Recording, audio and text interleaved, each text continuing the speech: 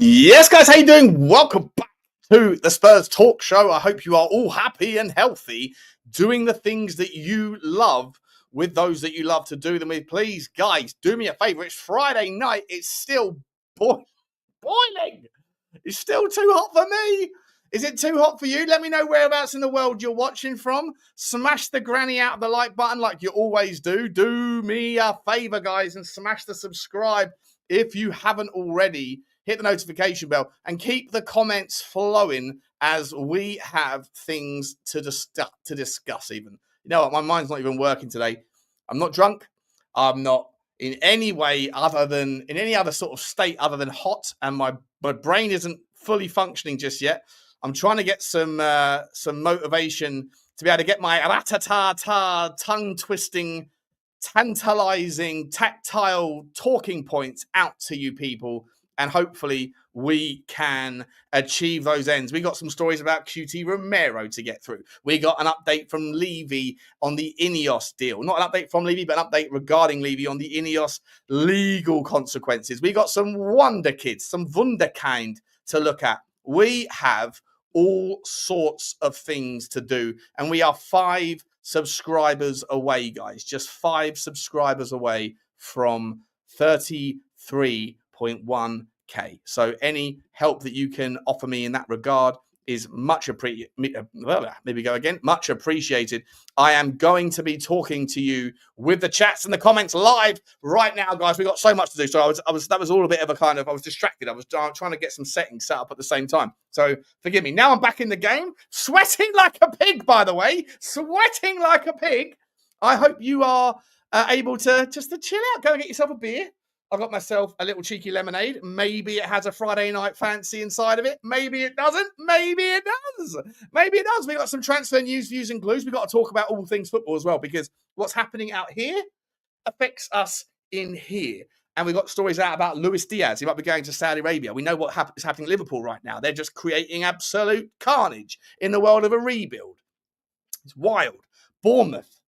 Are we going to be able to get Semeno? I've been saying it for a few weeks now. I don't think that Tottenham can rest on their laurels with regards to Semeno, because Bournemouth are going to up their price every time another player in their top 5 goes out the door. And today Kirkes has gone. Zabani's about to go to PSG, I think it is. Huijsen's already gone. Justin Kluivert's about to go to Leverkusen. There's more as well. Another player's going. It's crazy. So can Tottenham really, if we don't get Mbeumo, can we really get Semeno? My answer is probably no. Anyway, let's find out how you guys are doing. Smash the granny and let's get in with it. Lucky Singh, Mohamed Kudus, Alejandro Garnacho, Semeno, perfect one system football. We're not getting any of those 3, in my opinion. Maybe we are, but I doubt it. I don't think we're going to get Garnacho. But for what it's worth, Lucky Singh, you're a Man United fan, aren't you? You pushing us on your rejects. Yeah, the bottom of the V, bro. Bottom of the V. You want us to take your rejects so you can get on with business. Nah. Part of me is thinking, forget Man United. I hope the entire footballing world forgets Manchester United, and that Manchester United have to go to bargain basement stuff and go, okay, please, we just need to get Kudos. We just need to get Jadon Sancho out the door. Someone take him off our hands. We'll take a loan. We'll even pay you to take him. Here we go. This is a here we don't go. Evening, Sean. It's definitely not a here we don't go. It's a here we might go. We like to work in the world of mights and maybes and possibilities and probability curves. How you doing, Graham? Good to see you, mate. Mohamed Kudus, Tottenham time. Bid along Alejandro Garnacho and Xavi Simons. Now, I'll take Xavi Simons off your hands, not off your hands, off of Leipzig's hands for 55 million quid. Tantalizing, if you know what I mean. You're popping in here, mate. I think you had a few beers tonight, Lucky Singh. I think you've had a few beers. Leo Ephraim, I want Kudus, Kalimuendo, Polinia or Rios, Kyle Walker-Peters, and ideally another winger. I know that's asking for a lot, but we can afford, if Levy is true to his words in the video, that is. Good to see you, Leo. How do you see you, mate? Big up, Sean. Hope you're okay, buddy. Good to see you, good to see you, good to see you. Lucky Singh's back. I'm going to skip past you, Lucky Singh. No disrespect. I'm going to come back to you in the show, so keep your comments flowing in. I am dripping, people. I'm dripping. Smash the granny. That's Kulu's right foot doing. Unless these Wonderkids are Yamal level. I think level. This is your kids are your Yamal level. I think we should give them a miss. Well, is I want to show you Adem Zorgane versus Arden Jashari. Because the Arden Jashari gives me an Ardon story. Well, he was supposed to be going to Milan for 40 million. But Milan have gone, no. It's too expensive. We cannot afford it. And so maybe Tottenham can come in and get the Swiss cheese. Or maybe we go to Charleroi and get a little guy, a big guy called Adam Zorgane. I want to show you some of these stats because they are absolutely insane. They're insane. Good to see you, Chris.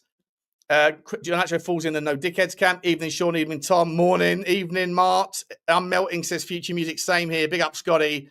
What news you have now? You'll find out, mate. You'll find out. Toasting, says Kerry King. Good to see you. Watching from the fridge. Are you selling tickets? Oh, I'm a buyer. It's ridiculous, isn't it? Absolutely insane. 32 degrees in Cancun. Yeah, but it's dry. That's a dry heat, isn't it? That's a dry heat. Good to see you, Lisa. Good to see you, PH. Smash the ratata. Tash the like button. Aunt Johan Ag. Joshua, big up. No more Wonderkids says the coin. You've seen Ornstein news on Semeno. You're ever going to get that up in a second? Pause. Hey, says Ronnie. Good to see you. Yes, Sean, you good, mate? I am. Good to see you, William Hennessy. What do you really think Spurs can achieve next season? 7th, 6th Europa League in the league.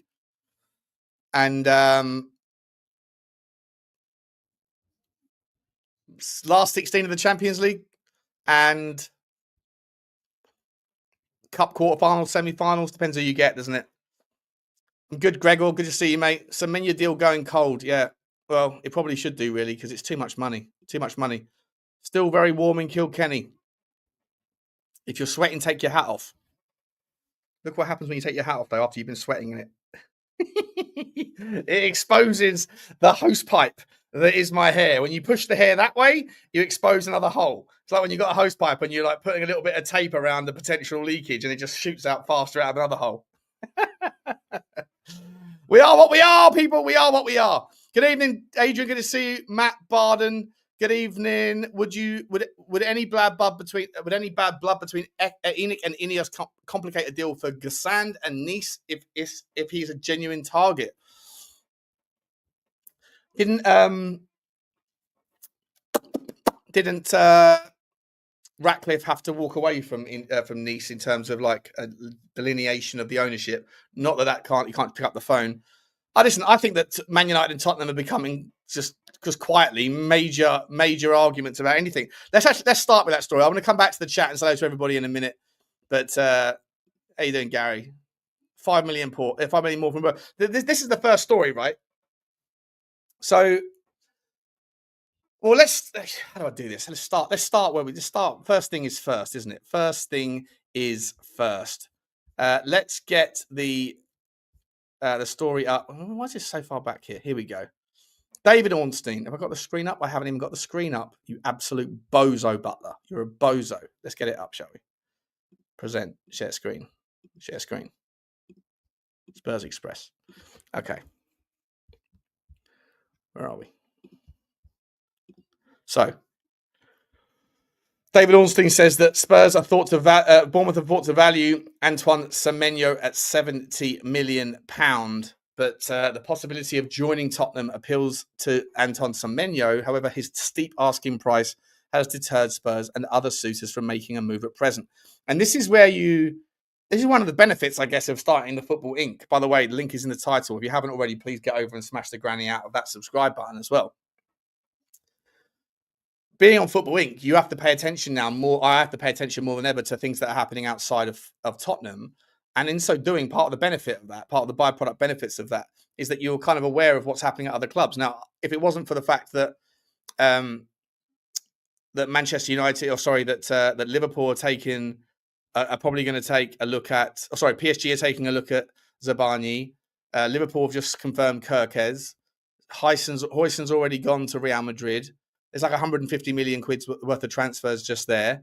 And then Justin Kluivert's going to go for 40. It's 190. So if Semenyo's the last of all of them, then that's like 280 million quid's worth of transfers, right? And Bournemouth even though they might love to be able to have 280 million quid, and when you amortize that on a 5-year thing, you could basically say that they could spend, if they wanted to, the better part of 500-600 million quid, 700 million quid this summer, and obviously worry about the amortization kicking the can later. The problem is that Bournemouth are very good at finding untapped talents, but are they going to be able, if they want to then go again and go and find 50, 60, 70 million, if they want to move up the ladder with that money, are they going to be able to go and get and have the draw to 50, 60 million pound players to go and play in a 12,000 seater stadium? I'd say the answer is no. Even though they've got a cool manager, I just don't think they have the draw. So then they're going to go back into the well and go again and try and find the next talents, which is not easy.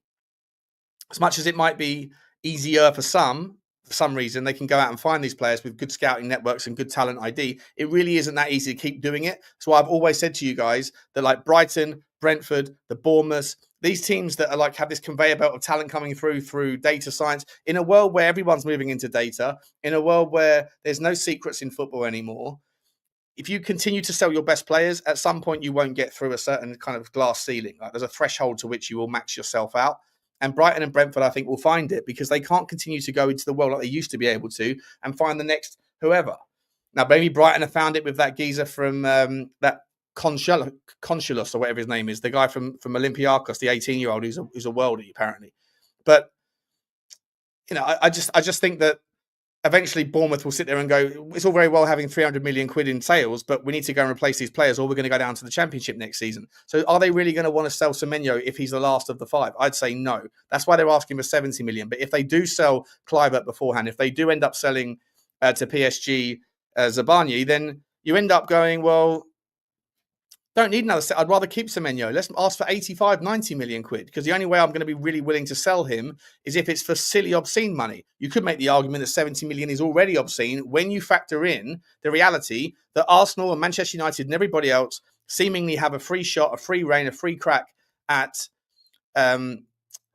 Gyökeres for 70 million quid, 65 million quid. It's going to cost you less money to get Gyökeres than it's going to cost you to get Semeno. What are we doing here? What are we doing, people? It's absolute madness. It's madness on an epic scale. Benjamin Sesko is not going to cost you much more.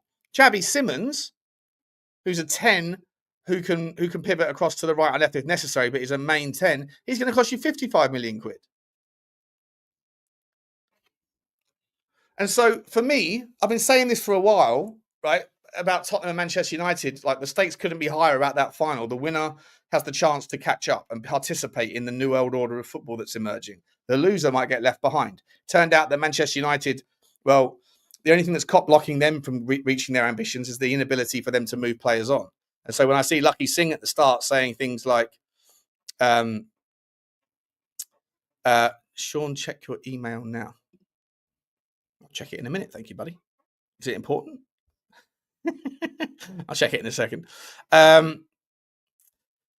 If you're Manchester United, sorry, what was I going with that? Yeah, Manchester United, right? The only thing that's blocking them is their inability to sell those 3 or 4 players, right? Four or 5 players. Sancho, Garnacho, Rashford, Anthony. And those things are consequences of overpaying these bang average players. So when you hear this notion of like just pay the money, just pay the salary cap, the deficit in our salary cap is so ridiculously problematic at Tottenham. I would make the argument that actually, I think we had this conversation with Sava on Sava's show earlier on. Name me players that we could have signed that we didn't, that we missed out on because of the lack of paying funds, the lack of transfers, the lack of salaries. I'd say you can maybe name 2 or 3 in the last 5 years. Not many. The vast majority of the players that you want to get that command the salaries that we don't pay wouldn't come to us anyway, because those players are also of the attention and the attraction of the teams that can offer something that money can't buy, which is a higher propensity, a higher probability of trophies. If Manchester City come calling, people go. If Liverpool come calling, people go. Mark Gahey turned down Tottenham, turned down Newcastle. Not interested. Rather stay at Palace. Liverpool pick up the phone. Then what happened? Liverpool were going to get Mark Gahey to play alongside Virgil van Dijk. Liverpool were going to have Kirkez at left back, Frimpong at right back, Jarell Hatto probably as the backup. I mean, it's just insane how good Liverpool are going to be next year. It's just insane. Like, at this point, you're so far behind the 8 ball as a Tottenham fan. Like, even Daniel Levy can come out and say, yeah, our intentions are to win the Champions League. Unfortunately, it doesn't matter how much he wants to spend, right? This is an uncomfortable reality that people have to get their head around. Okay? If it was all about money, then everybody would be in Saudi. Everybody would be in Saudi. But they're not. Bruno Fernandes turned Saudi down. Aymeric Laporte couldn't get out of Saudi quick enough. Osimhen turned Saudi down. Money is not enough. Money is important, but it's not enough. And when Daniel Levy turns around and says, our intention is to win the Premier League, our intention is to win the Champions League, that's the goal, that's the aim, failure is not an option. Unfortunately, even if he had a lobotomy, even if he had Saudi money coming in, Qatar money coming in, and then he took a backward step and figured how to turn water into wine with that stadium, who, by the way, is a side point here, have you seen that Real Madrid are earning €1 million a day from their new stadium? Because they are not limited to how many non-match day events they can have. And if I'm honest, they took what Daniel Levy built and they went another yard. They were like, well, you got an F1 track at the bottom. Go-karts, yay! We've got a fucking shopping centre in ours where we get a slice of the pie. We get a take on all the sales commissions. They got fucking Gucci or Apple stores in their stadium. And as far as I'm aware, they're getting like a little percentage point, like the mafia. Give me a little bit of that. Be a shame if something beautiful was to happen to your lovely property here. $1 million a day, €1 million a day. But they're also not limited by the same conditions that Tottenham are with the stadium, because we have a council that has to incorporate the travel nightmare and the disruption and all these things, right? So, but either way, even if Daniel Levy had a lobotomy and went, yeah, fuck it, we'll pay 300 grand a week. If there's a player out there that Tottenham want that's going to cost you 100 million quid and charge 300 grand a week, the chances are Liverpool want him too. Manchester City want him too. Arsenal want him too. Real Madrid want him too. And the difference between us and them is not just ambition. It's not just money and wage caps. It's probability of success. It's probability of success. For some of these players, they go to the biggest brands because they get to say they played for Liverpool, but they also get to know that they're going to win 2 trophies a year. So I'm not trying to poo-poo like any of the kind of demands or expectations, but we need to shake hands with the fact that it's not just money that stops Tottenham from attracting the best players. It's the fact that we don't win enough. And in order to bridge that gap where you do win enough to be able to meet and be a part of that conversation where people go, well, I could go to Liverpool, I could go to Tottenham, and Tottenham are paying me the money, and I get to live in London, and it's a beautiful stadium, and they've also got well, you need to win the trophies. But now, how do you win the trophies? How do you get the trophies? It's a chicken and the egg. How do you get the trophies if you can't get the players to get you the trophies? Because all the players that you need to get the trophies want to go to a team that already gets the trophies. How's the chicken and the egg? Well, the solution to that is a little bit of luck, a little bit of incredible talent ID, a long-term plan where you focus and you cherry pick and you get it right more than you get it wrong. And for what it's worth, there's probably only one team in the Premier League that in the last 2 years has got a pretty much bang on the money transfer strategy, and that's Nottingham Forest. And funnily enough, Nottingham Forest just gone out and bought 2 players from Botafogo, a striker and a defender, for €30 million.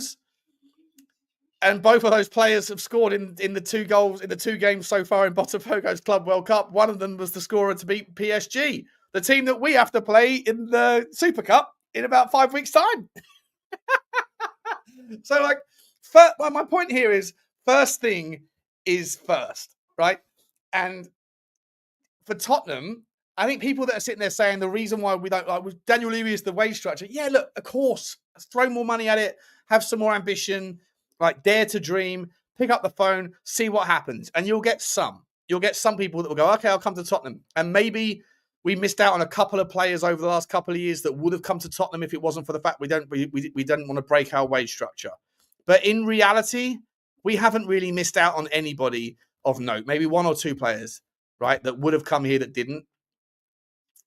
And the bigger thing to consider is that the absence of trophies on a consistent basis is the problem. Right? That's the biggest problem. So how do you get the trophies? Well, like I say, you go out and you get smart. So ambition is one thing, but talent ID is another. And hopefully with Brentford's system coming in, they've got a brilliant method of finding the talent. We're going to speak about a couple of them in just a second. I'm going to come back to the chat now to speak to you guys and see what everyone's saying and what I've just said. But like the first method of my evening spiel here is not in defense of Daniel Levy. It's a reality check that I think everybody, unless you disagree, and if you disagree, then tell me why. Put your disagreement in caps or super chat, cheeky super chat, or whatever. I never asked for super chat, so don't like that. But like put in like something that sort of tells me how you disagree specifically via a caps lock, or put like an emoji at the start with like an angry devil face or something, and tell me why it is that what I'm saying is wrong. Because if you think that it's just money that stops the best players coming to Tottenham, then why is it that Saudi Arabia is not filled with the likes of the best players in the world? It isn't. Therefore, there must be something else. Where did we get to in the chat? We were very happy to pay Werner 180 grand per week. We have to pay the money for quality. Yeah, but that's what I'm saying, Gary. Right? Like, name me a player that said I would have gone to Tottenham, but they wouldn't break. They wouldn't. We did this earlier on the Sabbath show. There's only 3 players at Chelsea that earn over 200 grand a week. There's only 5 at United. You know, it's not like their entire squad is filled with these superstars. Don't get me wrong. I'm not sitting here saying that our wage structure isn't a problem. I'm just saying that the pathway to get to the point where you can get the very best, it's reliant and dependent upon other things. Being able to convince them to come to us, not to the other teams that will also be fishing in that pond. And they have the thing that we don't have, which is the draw. Now, maybe because we've just won the Europa League, maybe that's a slightly different thing. Although I would argue that the pursuit of the Europa League at the cost of the Premier League will dilute that draw. Yeah, you won the Europa League, but you almost got relegated, is what some people might argue. Or not necessarily a player, but another team that's also trying to convince them not to come to Tottenham, but to go to them instead. They'll go, yeah, they won the Europa League. They backdoor Johnsoned it into the Champions League, right? But look what they finished in the Premier League. That's the new Tottenham. Do you want to be a part of that? That's your bread and butter. There's a way, like for everyone that's trying to sell you on something, there's another person that's trying to sell you on the reason why not. Right? A sale happens in every phone call. Either you sell the reason to buy, or they sell you the reason why they're not buying. That's how sales works. It's exactly the same in convincing players to come to your club. A sale happens. There's no such thing as a no sale call. No such thing. Billy says we have Europa Champions League football, Sean. That's true. We do have Europa Champions League football. But we got it via Europa League and we finished 17th. We need more than Europa Champions League. We need to be able to convince them. I'm not talking about the players that we can get. I'm talking about the players that we want to get. The very top. The likes of Cherky, right? We all wanted Cherky. Didn't cost a fortune. But as soon as Man City comes in, I want to go there. Okay. What's the point? You're not going to convince them to come to Tottenham if City want him. Mark Gahey turned us down, turned Newcastle down. That's the pool we're in. Newcastle, Villa, Tottenham, maybe Chelsea. That's our little area. Arsenal and United, maybe those 5. Maybe United. But I think United have got more of a pool than us, even though it's unbelievable to me, but they still do. But Liverpool, City and Arsenal, they're above us in the pecking order. And if they pick up the phone and say, we'll match whatever that club wanted, come to us, they're going to go. They're going to go. If you don't agree with it, tell me why. Not Ryan Cherky, players like Kudos, Xavi, Shivens is our level. Okay. But here's the problem. I think, Billy, you might be a Levy out guy. So here's why I'll shake hands with you on this one, mate. I think that Daniel Levy has poisoned the relationships with a lot of clubs by his zero-sum game to negotiation, which I've never agreed with. I've always had a problem with. And I think that him doing that has basically burnt the bridge of many people who don't want to deal with him. I'm not sure if that's the case with West Ham. There's not a problem. We could probably deal with Xavi Simons. We could probably get him out of Leipzig. But Kudos from West Ham. We haven't done a deal with West Ham since Jermaine Defoe, have we? Or Michael Carrick? Well, how long ago was that? 15 years ago? Anyway. Caps lock on my 2 comments above, says Stephen V. Let's have a look. What are you saying, Stephen? 75% of trophies won by 2 teams built entirely on money. Saudi, a different proportion altogether. League with no history and living in Saudi. Yeah. I'm not sure what you're saying. 75% of trophies are won by 2 teams, 100% in the last 15 years. 100%.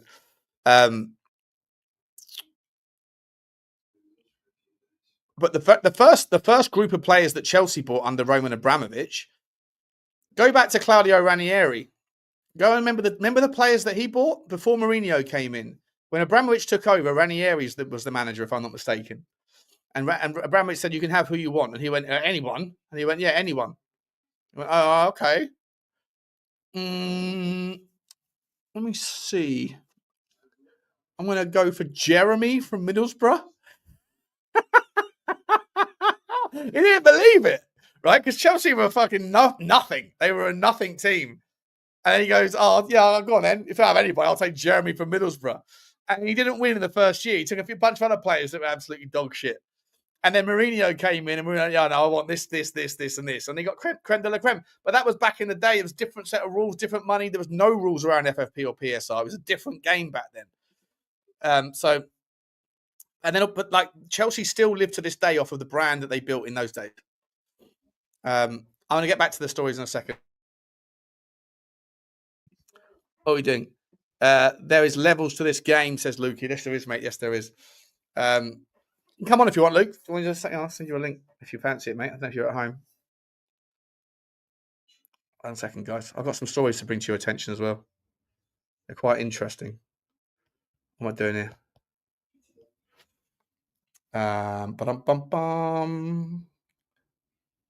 Where are you? There you are. Give me 2 seconds, people. Sorry.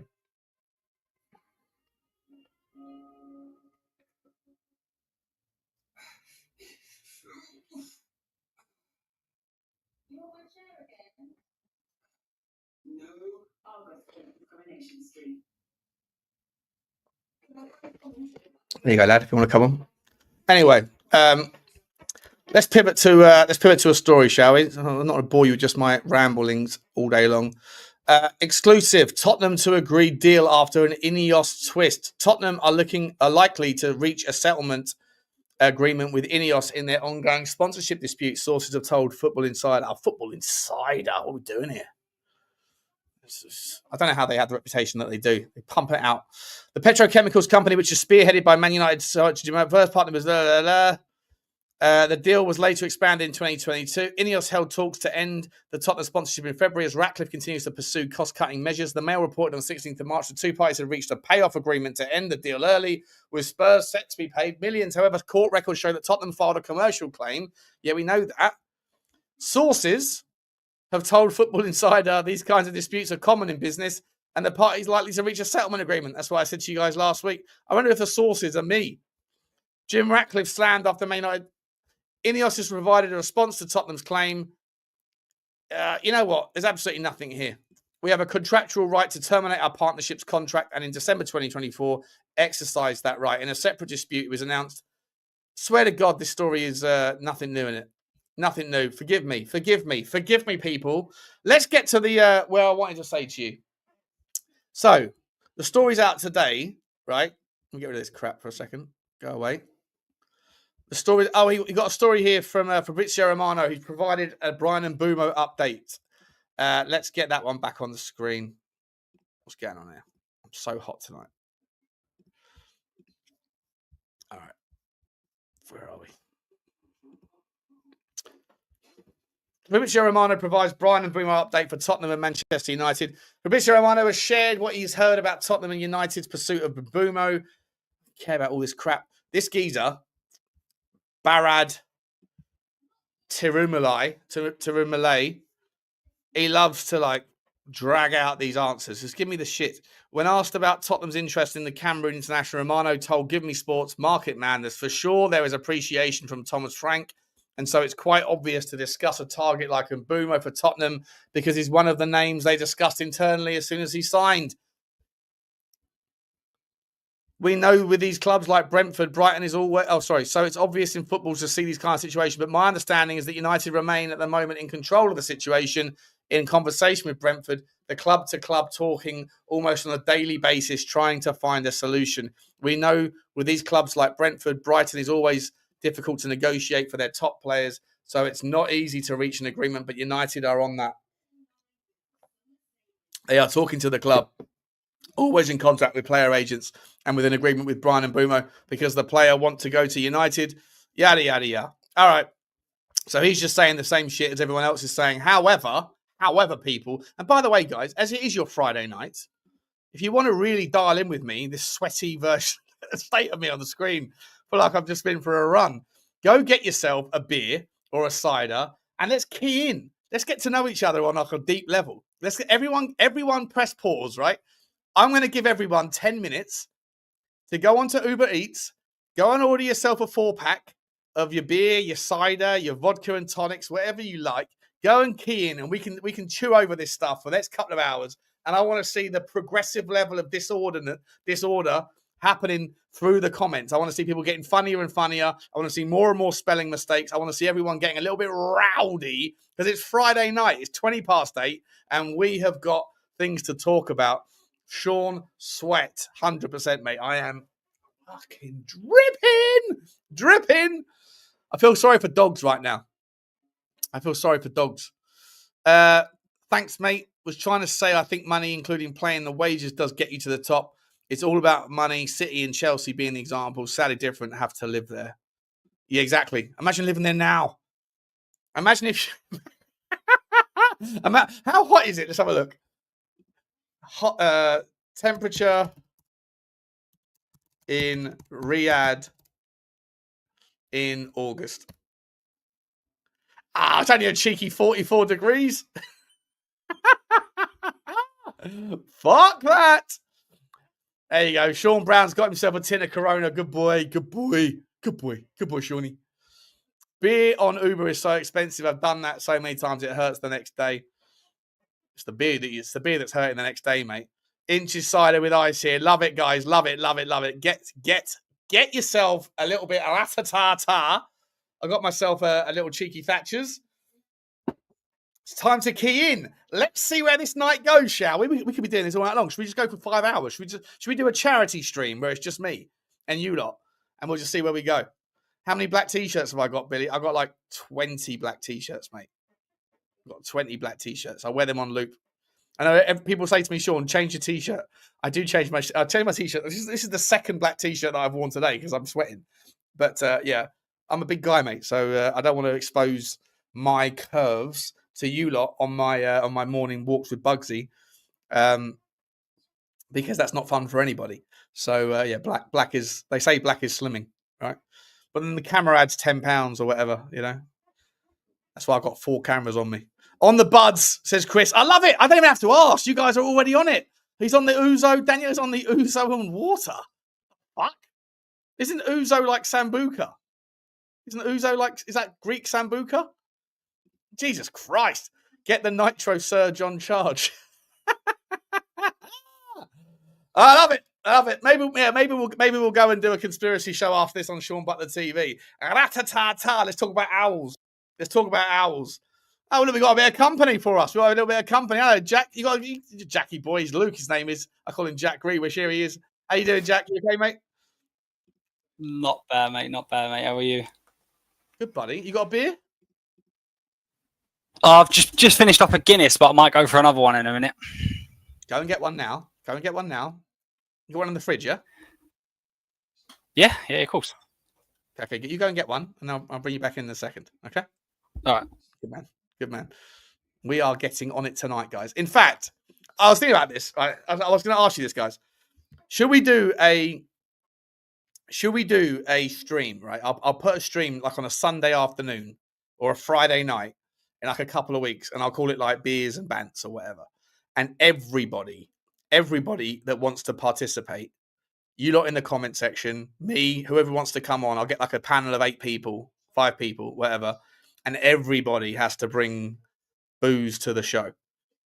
Not that we're condoning alcohol if you're underage or if it's not your thing, but like it'd be cool, wouldn't it, to see Sava tanked up, to see Henry Wright tanked up, to see Johnny absolutely tanked up. I mean, I won't change because I'm usually tanked up anyway, right? But like, it would be fun. It'd be funny to see how many arguments we have.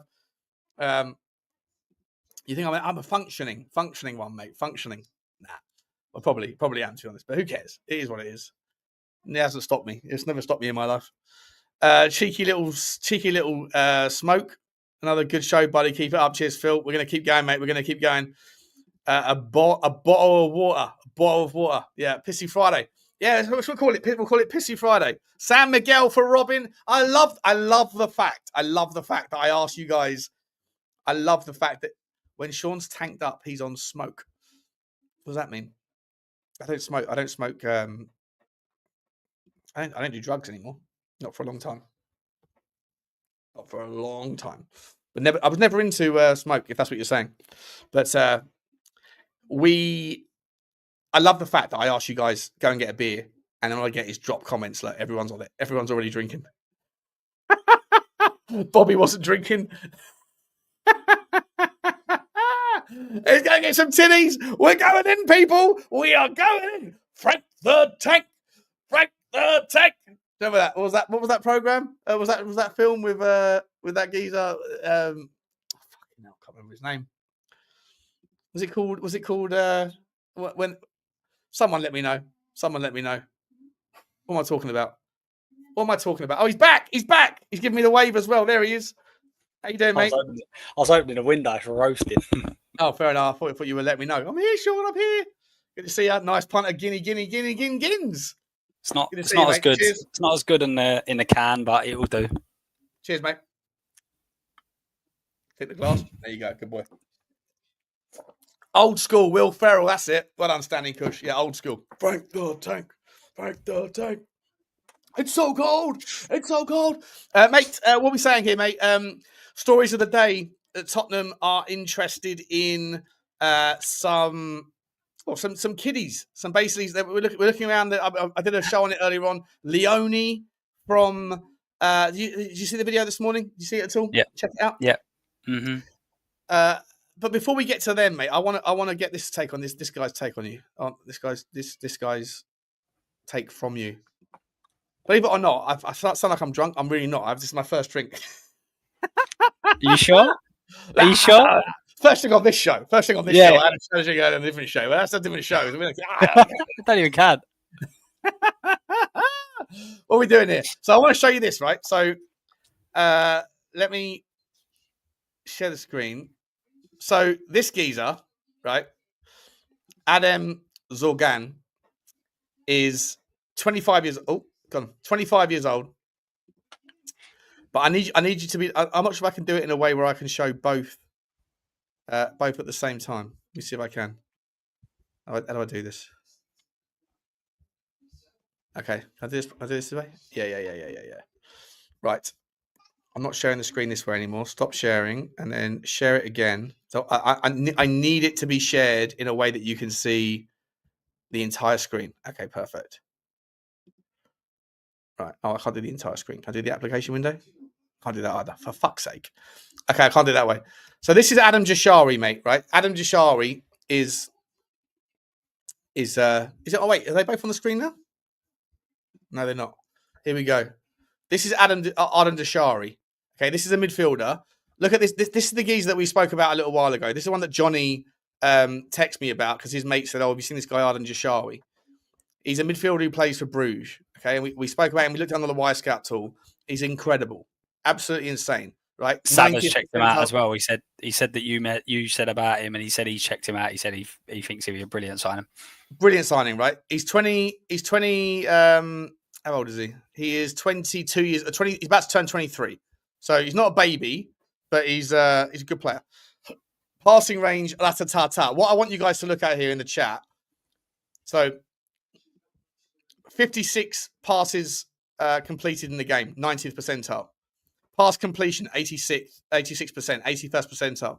Total passing distance, 1,051, right? So remember some of these, or take a screenshot, or whatever you want to do, but just remember these percentile points, because we were laughing about the ridiculousness of how insane it is that when you have a guy that touches the ball 73 times in a game, which is a lot, by the way, 90th percentile across all the top 15 leagues in Europe, and that after touching it 73 times, 66% of them, he takes them on a carry, right? He goes for a run.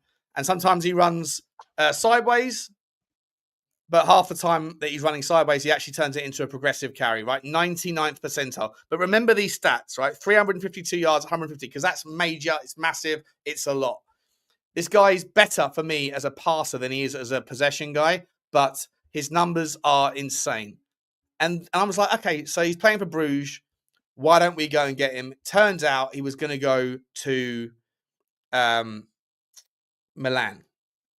Right? Milan put in a bid for him. They wanted to pay him for 30 million quid. Bruges said, no.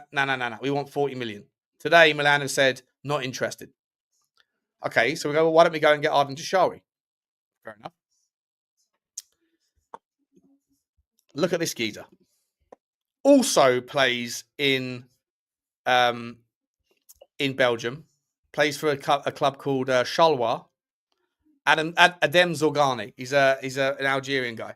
So just remember what I said about the other guy's stats.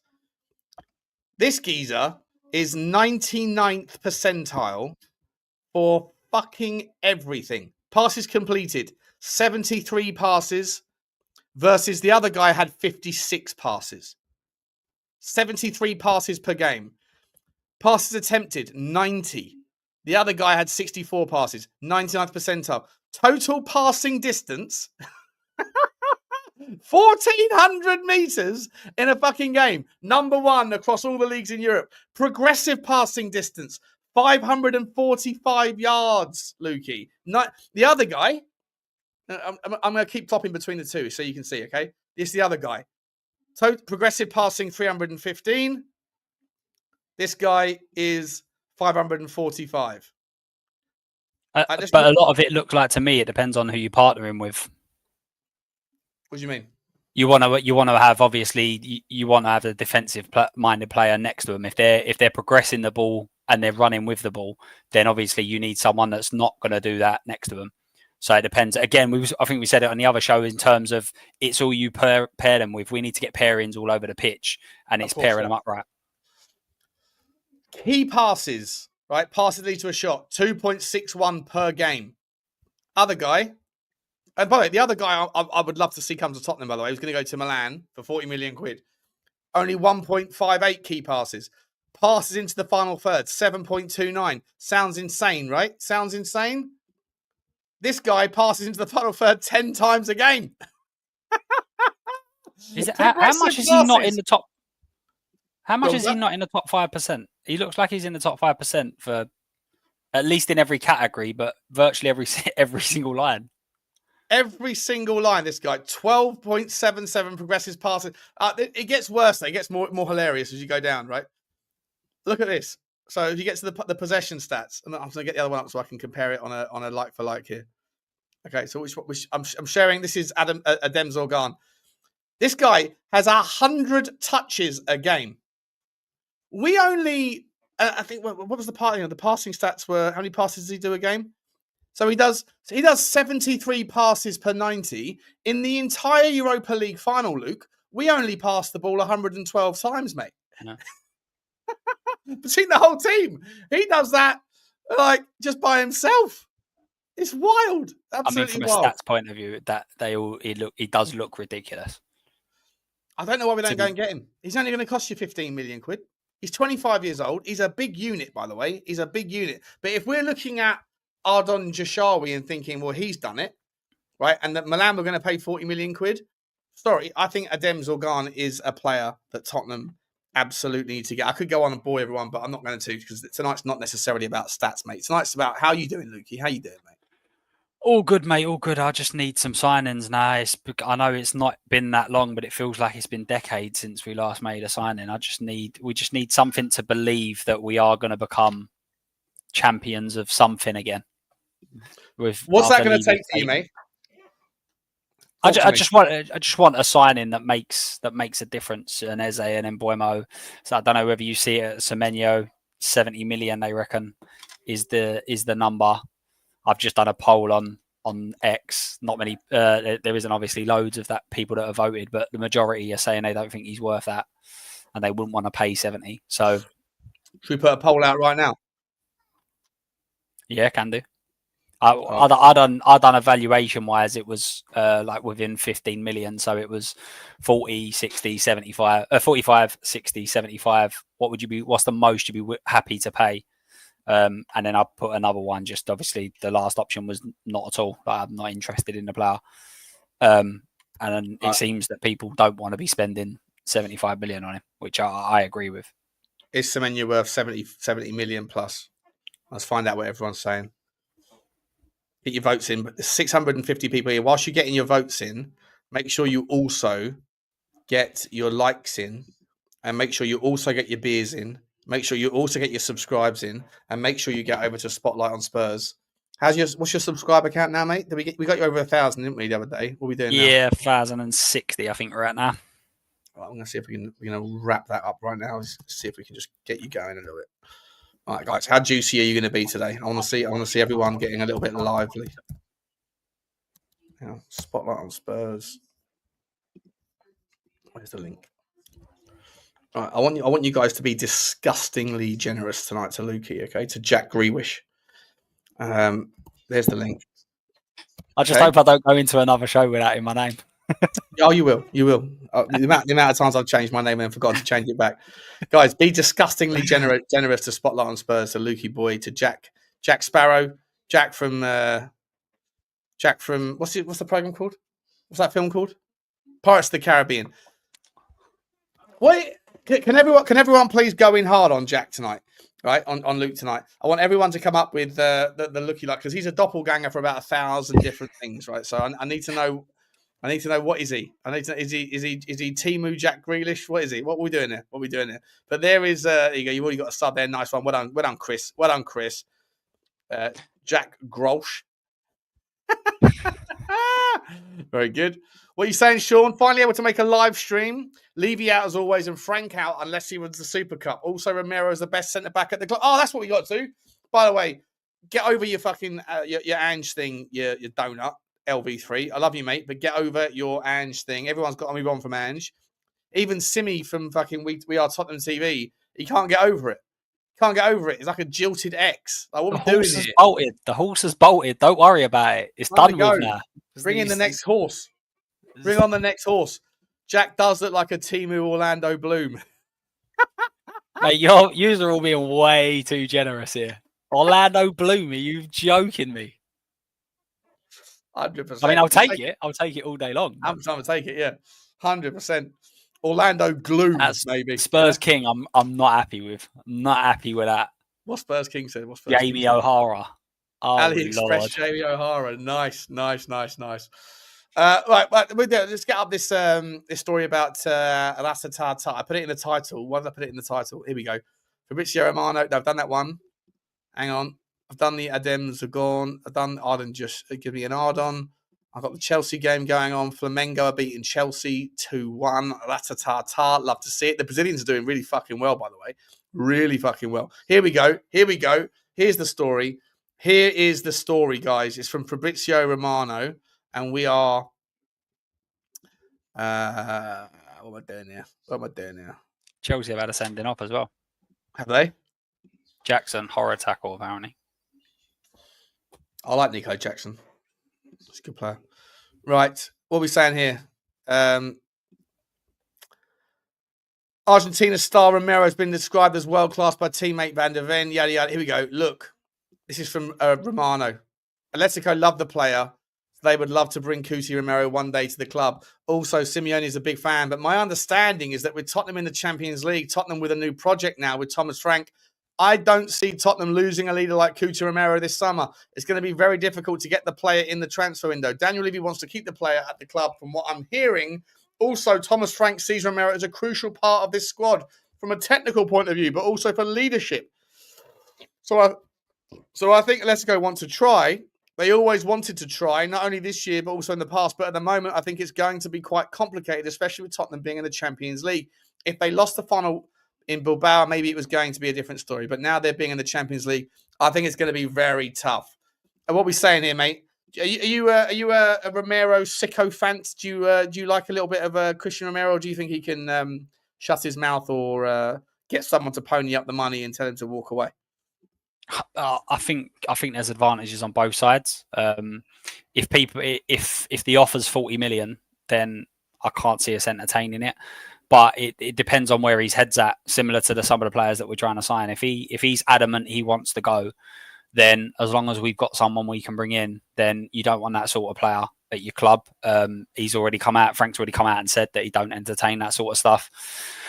So it's literally one of them is where his head is at. Do I think he's world class? No. For me, one of the key parts of being world class is availability, and he's simply not available enough.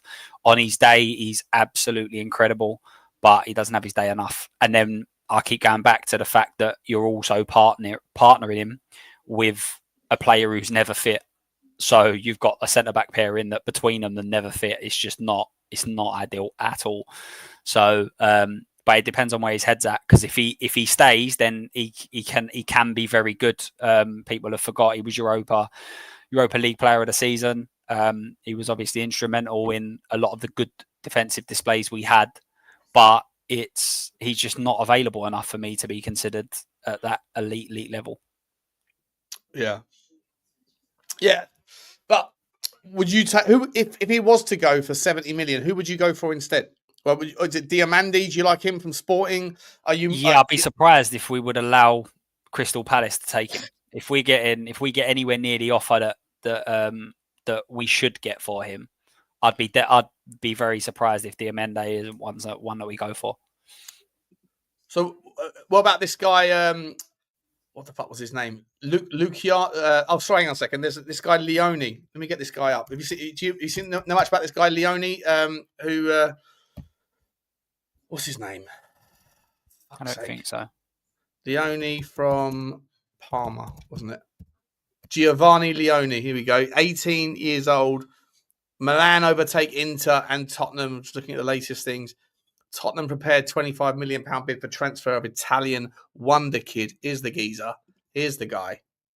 How do I get this up? If we bring him in, would he go straight into the 11? He probably wouldn't. Or is it Danzo that becomes your right centre back with Van der Ven? He's a tidy as fuck player, though. I looked him up on the Y Scout. He's really, really handy. He's played 40% of starting 11 games. He's only 18 years old. What's your thoughts on like any more young players, mate? Are we past that stage now? We don't need any more of that shit? It depends on who we get experience-wise. If you go out and let's say we go out and we make an Eze, a Semeno, and a midfielder, then I don't mind the rest of the transfers then being on the younger side. But if we go out and tell an 18-year-old centre-half and another midfielder that's 18, and then we only signed an Eze or someone like that, then I don't think that's good enough. I like the fact that we're looking at younger profiles. I think that is the kind of way that we need to go around it. We're not going to go and get the elite of the elite level. So therefore, we do have to look at blooding youngsters and bringing them through. But at the same time, there's a balancing act there. And I think we got it really wrong in the summer. If anything, what we should have been doing is it the other way around. We should have been going out and getting the experienced players to come in and do the job, and then we follow that up with in the coming transfers with youth players as well. But it has to be a balancing act. As I say, I thought we spent far too much money on youngsters and not enough experience. I want to continue that thread in a second because I want to ask you a little bit about Archie Gray, because I was big on Archie Gray last summer when we signed him. I did put out a video. It's there. It's in the catalogue saying I think we massively overpaid, but he's a really good player. I actually think that we fucked up buying him. I think we paid far too much money. He hasn't shown for me anywhere near enough to value to like. I think he did a decent job stepping in, but like when people go, oh, he was asked to play out of position and did a fantastic job. I'd say he was asked to play out of position, and therefore we give him a little bit of a leeway in the job that he actually did, because I don't think he was very good at all. I think he was okay as a centre back. He did okay, but he wasn't great. But he's not a 6 yet. Even for the England team, the under 21s, he gets shipped out to the right back situation. So we paid too much money for a guy. But I want to just quickly dial in on Bobby here. 12 bottles of 6.9% Rattler. All your fault, Sean. It's not my fault, mate. Not my fault. I just asked. Old Rubber Arm Andrews over there. Okay, Sean, I'll go down the local offie quick. I'll be back. You were back in about 5 minutes, bro. I must say, though, I got up and thought, he's just told me to pour a Guinness and I've just done it. I mean, you've got some persuasion there. Do you know what I mean? So you got another one in the fridge? No, I had one and then I was like, that's enough. I don't mind just having one. And then I got here and you went, just go and get one. And I got up and I thought, I'm just doing it. I've not even questioned it. I've just gone, okay. How far through that one are you? Over halfway. Yes, I do have more. See it off then. No. I'm not joking. See it off on camera right now. Tip come on, it's Guinness. You don't start necking Guinnesses. Come on. Do it, mate. It's Friday night. I thought it was Friday night. You a pirate or not? Are you a pirate or are you a person? What are we doing? I was nearly going to do a pirate impression then, but I'm absolutely not going to do that. Go on. See it off, mate. See it off. Come on. Guys, everyone stick a one. Everyone stick a one in the chat if you want Lukey to see it off. Hit a 0 if you think that I'm being silly. We'll let the people decide, okay? We're going to let the people decide. All right? Okay. There you go. The first 0's in. No, you can't put a 0 in there, Luke. What are you doing, mate? No. This doesn't count. It doesn't count. Well, we got 1. We got 0. Oh, we got a couple of zeros. Oh, look at you, JME. That's the right thing. There's more ones, mate. There's a lot of ones here. It's binary, mate. It's binary options. Listen, I'm drinking with you, mate. I'm drinking with you. So I'm not drinking water, though, Sean. I'm not drinking water. This is lemonade with a something else. That's debatable. I've got my Thatchers here, and I'll be back downstairs in a minute. I'll come back up with a gin and tonic in a can. Don't worry about that, mate. I'm with you on this one, buddy. We're going to get obliterated on camera. First time for you. First time today for me. Love it. Chug. Love it. Let me ask you this, Archie Gray. Was Archie Gray a mistake? Yes or no? I think looking back, it was when we signed him. And again, this is why I always caveat what I'm saying in this transfer window, because I thought that getting rid of Højbjerg, bringing in an Archie Gray, and then bringing in someone else was exactly what we needed. The problem is that someone else didn't come. And I think that's why we go so early. A lot of people have gone early on Tell. And it's like, Tell is, depending on where you go from now, Tell could either be a very, very smart signing at 35 million because he comes in as a backup to, say, an Eze. And then I think I said it before, if you go into the season and Tell's your starting left winger or left forward, however you want to play it, you kind of go, is really? Whereas if you go, right, we've got Eze with Tell backing him up, for me, that changes things. Very similar to on the right-hand side. People obviously say what they say about Brennan Johnson, and 99% of it's correct. But if you're going into a season where you've got, I know he's probably not coming, but let's say you go and get Mbeumo and your backup to him is Brennan Johnson, that completely changes things, because Brennan Johnson, who's someone who's got more confidence. I think Frank wanted him. I think if he comes in, he'll probably be a little bit more forward thinking. He'll probably run at him. Hopefully, he'll be running at the fullback a little bit more. him coming off the bench is going to be an option where fullbacks are like, oh, sod that. I've just had Mbeumo for the 60, 70 minutes. I don't need to then get him off the bench. So again, it's what follows. And for me, Archie Gray was a great signing if we brought in someone that would be taking the flak of playing most of the games, but it just didn't follow up. So it's what we support them with, basically. I think it's key. For next season, how confident are you going to be if he's a part of the double pivot next season? I think in so many ways, and I don't think this will happen, I think so many ways it makes sense for him to go on loan to Leeds. 100%. Or back to Leeds, though. Yeah. Well, Leeds are in the Prem now, so he'll get Premier League experience. I'm sure they'd love to have him back. But not to play him at right back. Yeah, well. Let me ask you this, though. That's a separate question. Do we need Kyle Walker-Peters? Yeah. If 100%. I don't understand why people didn't ask the fucking question yet. What? Smash your fucking Guinness, mate. Smash your Guinness. He's already fucking interrupted. Hey, I know what you're going to say, Butler. So, do we need Kyle Walker-Peters if we can put Archie Gray at right back? Is he a better right back? At the moment, he's probably a better right back, but at the same time, it depends on who he's coming up against. If he's coming up against someone who's very decent, then he struggles there again physically.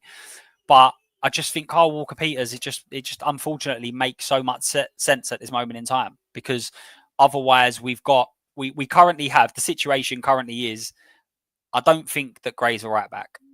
I don't think he is a right back. I don't think that's where he's going to play. So for me, there's no point giving him a season at right back as backup. It doesn't make much sense. And at the moment, we've got 3 fullbacks. We need to get a fourth in. We're struggling homegrown wise. The fourth is obviously going to be a player that's probably not going to start. We're not going to go into the season because I think Jed Spence is, for what he does, is very, very good. And obviously you've got Porro and Udogie already. So you're not going to bring in another. I know we spoke about Vanderson before. I don't see why we bring in a Vanderson. I can't see us having 4 very good choices at class, mate. Is what he is, though. He's class. But I agree with you in terms of, like, I've been saying this for a while. Like, I just don't think you fuck around with non-homegrown players in positions where you already have more than enough talent. And it's priorities, right? Yeah, priorities. It's priorities. Like if we go out, even if we sign one of the best right backs in the world, we're still going to look at it and go, but hang on a minute, we still don't have a striker, we still don't have a forward, we still need a midfielder, we still need a left centre back cover. So I just don't see it. So for me, Kyle Walker-Peters makes so much sense. The only thing that don't really make sense is from his point of view, because he left us because he wanted to play games, and then he's potentially going to come back to us knowing that he's not going to play very many games. So, but I think if he's there, even if we just have it for a season, because I think, or a season or 2, because I think there's Archie Gray. If he actually stays, I think there's a few of them that might actually come through and be club trained players in the next couple of years. So I just think it makes so much sense on so many levels. But the problem is that there's so many players where you think that makes perfect sense at Spurs and it doesn't go ahead. So who's to know? 100%. I just want to make sure this link is for Hotspur, for Danny Boy only. I might end up allowing everyone else to come on, but if anyone else hits that link right now, I'm going to be kicking them out. No disrespect, but I just want to get Danny Boy on as well. So come and join the party. For the rest of you that have got 8 cans of cider, like Stanley Kush, good boy. 8 cans for £9. Fuck, what were you drinking? White Lightning, Scrumpy Jack. What are we doing here, mate? This park bench stuff when you're 13 years old. Love that. Send some my way. Addlestone, care of Stanley Kush, mate. I don't disagree with you about the whole Vanderson thing and about the right back situation. Let's get back up to the top end of the pitch, right? So we know that Man United are in a bind here. They're in a fucking bind, aren't they, mate? They can't do anything until they get rid of these players. Are we a benefactor right now of the fact that the market's a little bit slow, because most of these teams don't kick into their next year until July the 1st? Liverpool, part of the reason why Liverpool can get business done early is because their season finishes in terms of the financial year on May the 31st. And so they're already in the next season from a financial perspective, which is why they can spend that money. Everybody else, Villa, for what it's worth, are a 13-month team. So they go into August, basically. Or at least they did last year. Are Tottenham and everybody else wait. It's the reason why the market's slow, because of the fact that is it all going to kick off on July the 1st, essentially, is what I'm asking. But at the same time, envelope into your answer here, Manchester United have got ambitions to do big things. But right now they can't do a fucking thing because they can't get any of these bad boys out of the way. And is that something that you hope that will continue? So, like, are you hoping that nobody comes in, including Tottenham, for Garnacho, for Rashford, or would you take a Rashford or a Garnacho at Tottenham because it solves a problem that you think that one of those guys can fill? But in so doing, you then give them the key to the fucking market that they currently can't open, if that makes sense. Yeah, I suppose a lot of it kind of depends on fees and everything else. You've kind of swung me a little bit with the Garnacho thing, because I'll caveat that because I think that Frank is the type of manager that will get that sort of thing right. What did I say about Garnacho, by the way, that swung you? That he's in you tried to get rid of him in every single statistic that you could possibly imagine, but just could never get rid of him. Yeah, so I might even do that online. I might even prove to you what I mean a little bit later on. If we get I might bring up the older Y Scout and play around with it with us all. My whole in-laws, I've got 3 older brothers. They're all Man United fans, and they've all said that on his day he's very, very good. But is it an attitude problem? Is it a consistency problem? Is it an age problem? But he was obviously very good for a period of time. It seems to have dropped off. Is it again another thing? Is it down to tactics? I think if Frank gets him in, it's different if he was already here. Maybe it's a challenge to get rid of him. But I think if Frank was to bring him in, then it must say that he thinks that he's ready to be able to put the work in. And if you was to get a fully fit Garnacho playing week in, week out, then I do think that he's a threat. I do think he's a player that, as I said, if he's coming off the bench or if he's starting a fullbacks going, he could be a bit of a nightmare today. So, yeah, I don't mind him. But yeah, you're right. I think that it's all down to the big dealers to make their moves and then everything follows suit. So the top guy goes and signs a player. He then probably sends someone else out who goes and it'll fall down. I think that's what it is. I think it's when the top boys make their moves. That's when it will all fall into place. Yeah, 100%. I don't disagree.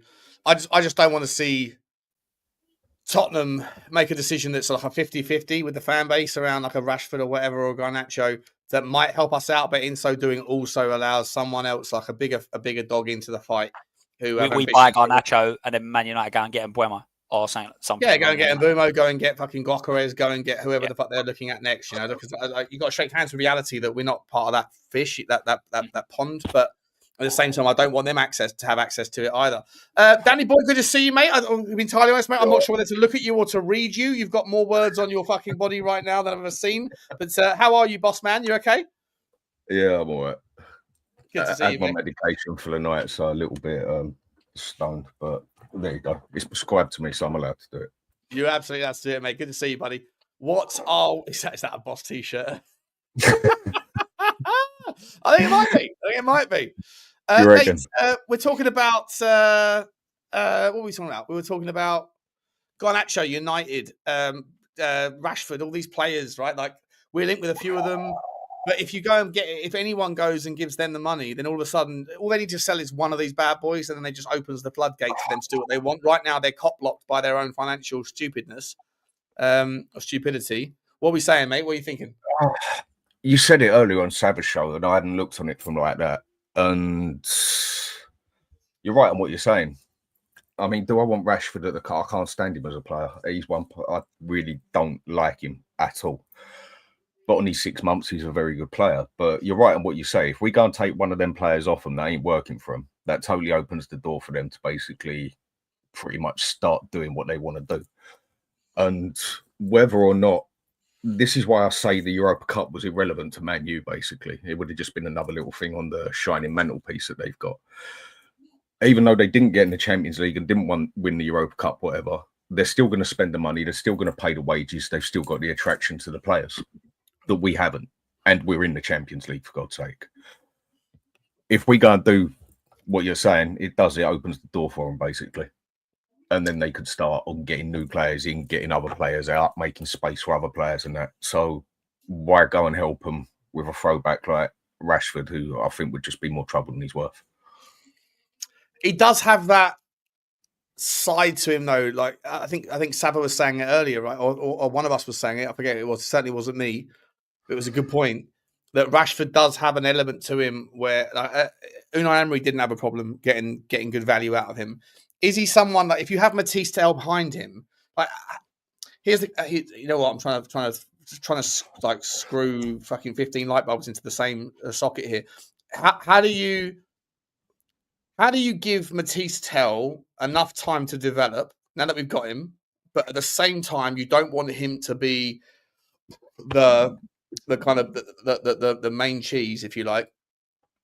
Who do you get at left wing that you can use predominantly, but also intermittently, where you can give Matisse Tel minutes?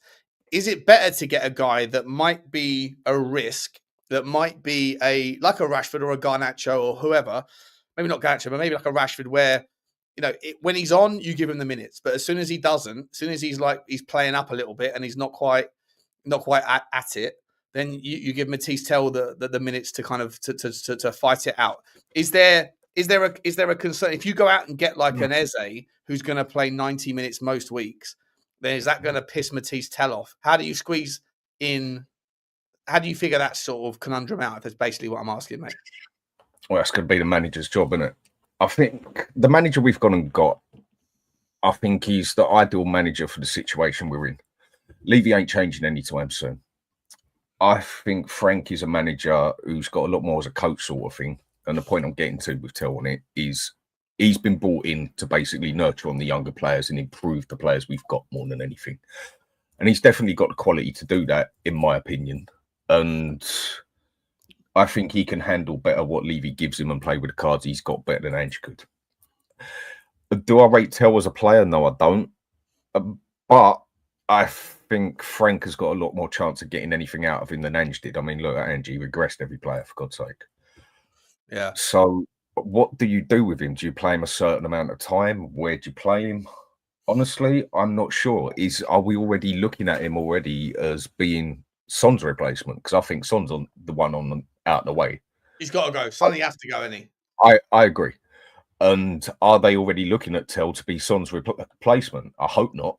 But we do know how this club doesn't like to think properly. And I honestly don't know on that one. I really don't know. Because if we go and get Eze, where are we going to play him? We're going to play him in the middle. We're going to play him on the left. I think we get more out of him in the middle. I think Tel's been bought to start on the left, basically. And Frank has been brought in for players like him to nurture out of the best of them as such. So I think he's in our starting 11, personally.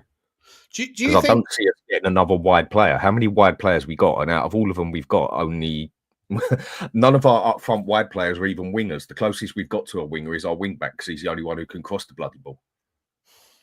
Yeah, I don't disagree with that. I think it's a massive problem. I think we've got too many fucking wingers. People that are asking for Solomon to come back. What are we doing here? What are we doing, people? Let me know in the chat about your thoughts on Solomon. But like, everyone wants to see better, and they also want to get back the guy that was bottom of the pecking order last year. Doesn't make any sense to me. Square the circle. So I'm going to get a couple of super chats, and then I want to ask you specifically about Decky and Maddison and whether or not their injuries are a cock block on our own progress, because you're absolutely right to make the point that if you bring Eze in, is he better in the 10 or is he better on the wing? And I think that he is he's better in the 10, but you've already got Maddison who can't do anything else but play the 10, and you've got Decky who's far better on the 10 than he is as a right winger. But before I get to that, mate, Dan Bowers, big up, mate. Super chat. We can't get the players we want, only the players that want us. That's why City can pay 35 million for Cherky and we pay 50 million for Johnson. We have to be real. Do you know what, Dan? I agree with you, mate. 100% agree with you. What's interesting is everybody last season, I remember everybody I was on shows with saying, oh, Johnson's a flop. Johnson's a fucking shit show. Before he put in 20 goals, by the way. But everyone was like, oh, he's terrible. We could have gone and got someone like a Mohamed Kudus. And then all of a sudden, Mohamed Kudus is available for 50 million quid. And now I see the same people saying, I don't want Mohamed Kudus. So like, it's one of those, like, you know, people always want grass. Like, they always look across the fence and see the grass is greener until you actually get an invite into the other side to see whether the grass is greener. And then People go, no, I don't want to go. I don't want to go. But thank you very much. Thank you very much for the super chat. I'm slurring my words. Obviously, the alcohol's taking effect. I love to see it. I hope, Luke, I hope you went to go and get yourself another cider or another Guinness. Did you? Is that what you went? No, I didn't. No, I'll go and get one in a minute. You better go and get one in a minute. You better go and get one. And I hope the people in the chat are on their third or fourth beer since I asked them to go to the shop. Spurs man, Sean, love you, man. Hope Hackgate is all done, mate. Thank you very much, Spurs man. Hackgate is not done. These people are watching this right now. So everyone say hello to the hackers. Do like a little high five finger emoji or whatever. And they're watching everything. They have access to everything. And that's okay. It is what it is. But appreciate you, mate. Thank you very much. And I appreciate the support. Patrick McCory's coming and says news, views, and booze. I love that. That's what we're going to call the show. Once a month, we're going to do news, views, and booze, where everybody, including the chat, has to rock up with a six-pack. And not the type that you get down the gym, but the type you get down the local offie, and then we see where we go. Sensational. I'll stick with my bottle of Southern Comfort. Bottle of Southern Comfort, mate. But Dan, would you be a part of a show if the entire purpose of it was that everyone that was on the panel had to come loaded with booze and had to drink, and we were doing a drinking shot game when you said something silly? If there were rules that were put in place where if you said like a bozo word, or if you said a phrase like the juice is worth a squeeze, or whatever, those sorts of things, then everyone takes a shot. Will you play that game with me? I can do that on what was it on the final and that. I think everyone's seen me do a litre of Southern Comfort on there, so I can do that. I mean, I won't deny it. If you give me 3 pints, I'll be sitting on my ass. I can't handle beer, come love nor money. You did a litre of Southern Comfort during the final on stream. Yeah, I can do that quite easily. Fucking love you, bro. Southern Comfort, I can handle it. I can drink that. But like I said, give me 3 Stellas, I'll be sitting on my ass like double vision and whatever. Yeah. I can't handle it, come love nor money. Give me some tequila, I can handle that. Give me vodka. No, mate, give me a 9 out of 10 bird from Thailand or something, and I'm like, but give me a solid 6 from Norway, and I'm smitten. You know, it's the same sort of rules, mate. Same sort of rules. I love vodka, but it's a no go for me. It don't bring out a good side of me, so I can't drink it. But I absolutely love it. But I'll stick with Southern Comfort and tequila for myself. Love it, mate. Love it. Or maybe some Budweiser. If it's going to be a beer, it's got to be Budweiser. Anything else, I'll be sitting on my ass. I mean, 2 Guinnesses, that'd have me done. It don't go well. Transfer news, views, and booze is going to be on, guys, in a couple of weeks' time. Luke, you better get yourself to the fridge. Before we, I want to ask that question though. James Maddison's injury, Decky's injury. 2 number 10s that either can only play there or are better in that position. Tottenham are also looking for a 10 because neither of those guys are going to be fit for the start of the season. Is that an issue when it comes to Tottenham's transfer policy? Are we going to be left going after players that will then have, the outcome of bringing in an Eze, for example, if you play him in the middle, is that going to piss off Decky or Maddison? Are we going to see one of those players leave the club next year? I think if you're going to an Eze level, it is what it is. That's the whole point of being at a top club. You're bringing in top players. If you're bringing in a player that's below a Maddison, then as soon as Maddison comes back, it's like, kind of signed him for no reason, really. So I always think if you're improving the 11, I think if we get Eze, one way or another, he gets in. He'll get in the team if he gets on the left-hand side, if he gets in as a cam, if we change formation and go with 1 striker and 2 10s. I think if we sign Eze, he starts, whether Madders is fit or not. So I don't see the problem in it. And the likelihood is that we're going to sign someone who's versatile anyway, so he's going to play in multiple positions. We're not just going to go out and sign a 10. Even we spoke about Xavi Simons, for instance. He would be able to move about. Eze can move around. So, yeah. But is Xavi Simons, he's a 10 predominantly, mate. Yeah. He's not a take-on guy, right? Mm-hmm. He's like Danny Olmo is a 10 predominantly. He can play right or left. Like, he's not really that. He's best in the 10. So if you were to go and get a Xavi Simons, what happens to Maddison and Decky? I think Xavi Simons, if he's paired with the right centre midfielder, he would be able to get along there in certain games as well. And I know that we'd love to be like, what is our 11? But for me, it's more like a 13 or 14 now. If you're playing against the absolute top level, you're probably going to bring someone else in that might be slightly different to what you're used to playing against if you was playing Wolves away or the three that come up. So I think that he would be able to play enough minutes with the games that we have in a few different positions. And as I said, we can't even rule out whether Frank will go to the 5 at the back. When Frank was first kind of spoken about, everyone was saying, and I fully agree with this, that the squad suits having 3 centre-backs and having wing-backs. So if he goes down that route with Solanke, if you've got an Eze or a Xavi Simons with Maddison just behind him, that's not looking too bad in my eyes. What do you think, Dan, mate? Do you think the injuries to Maddison and to Decky at the same time, both of them being probably long termers, do you think that puts some sort of like anchor on our or like a consideration? It's like a factor that comes in that means, like, you know, can't go for a 10 that's just a 10. If you want to get an everything guy, you have to get someone that can do more on the wings, because eventually you'll be left with 3 fully fit 10s that are not great at the other options. It depends what you want to use your 10 for, doesn't it? Because basically, I told everybody 2 years ago, Kulusevski ain't made for the wing. Juventus found that out when they got Chiesa and then stuck him in as basically more of a Dele Alli sort of shadow striker behind Ronaldo. And they worked really well as a team. He works much better in a 10 role as a shadow striker. But one thing he isn't good at in a 10 is being a playmaker like Maddison can. He can do a little bit of it, but he can't take Maddison's place. And Maddison is basically, bar maybe Bentancur, the only creative player we've got. And I'm not saying Bentancur is anything of the same standards, but we do need another player who's got some significant creativity that we can put in that position if we're going to use the number 10 to that position, basically, because he is our only creative player. So we do need someone who I think can bounce on a couple of positions and cover it and also have his main position. Like, you can go stick Kulusevski out on the right and he can sort of cover the 10, but then for me, you've got to play him a different way, because he ain't no playmaker. He ain't no Maddison. Not a chance in hell. I look on him as more of a Dele Alli type of player. Just a bit more of him, basically. Yeah. I agree with both what you're saying, but I think that they both get injured a lot as well, don't they? I mean, Kulusevski likes to burn himself out halfway through the season. I mean, did he burn himself out, or is he a bit of a flip-flop shadow player, whatever, purple patch player?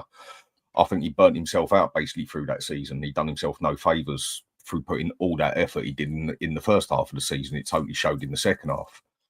And Maddison, he's pretty fragile as well, really, isn't he? If you're going to be honest, give him 1 or 2 slaps around the face and he'll probably hit the floor like a sack of shit. So he's quite a flimsy player as well. I'm not saying he's on the same level as Richalison, you know, like glass ankles and Weetabix for kneecaps, whatever, and that. But what do we do with him? Dan, what the fuck do we do with Richarlison? He's the biggest little brother in our fucking. He's like a someone's put a fucking stick in the spokes of our football club, mate. With him, he will not go. I ain't fucking leaving. You're gonna need a wrecking ball to take me out. He will not leave, and yet we can't move on with him in the club. Like, what do we do? How the fuck do we get this geezer out of our football club? Or do you want him to stay? No, I don't want him to stay. He spends more time in a bloody wheelchair than he does on the bloody pitch, and that ain't healthy for a game of football. In that aspect, I suppose the only way you're going to put it to him is you can't really make him leave as such against his will. You've got to put it on there, like, basically, look, I ain't looking for you in the team and I ain't going to play you. So do one, basically. If you don't, you ain't going to be doing anything. And then not even pick him in the numbers. But then would Levy put up with that sort of thing is the other question with it. But I think that's the only way you're going to get him out.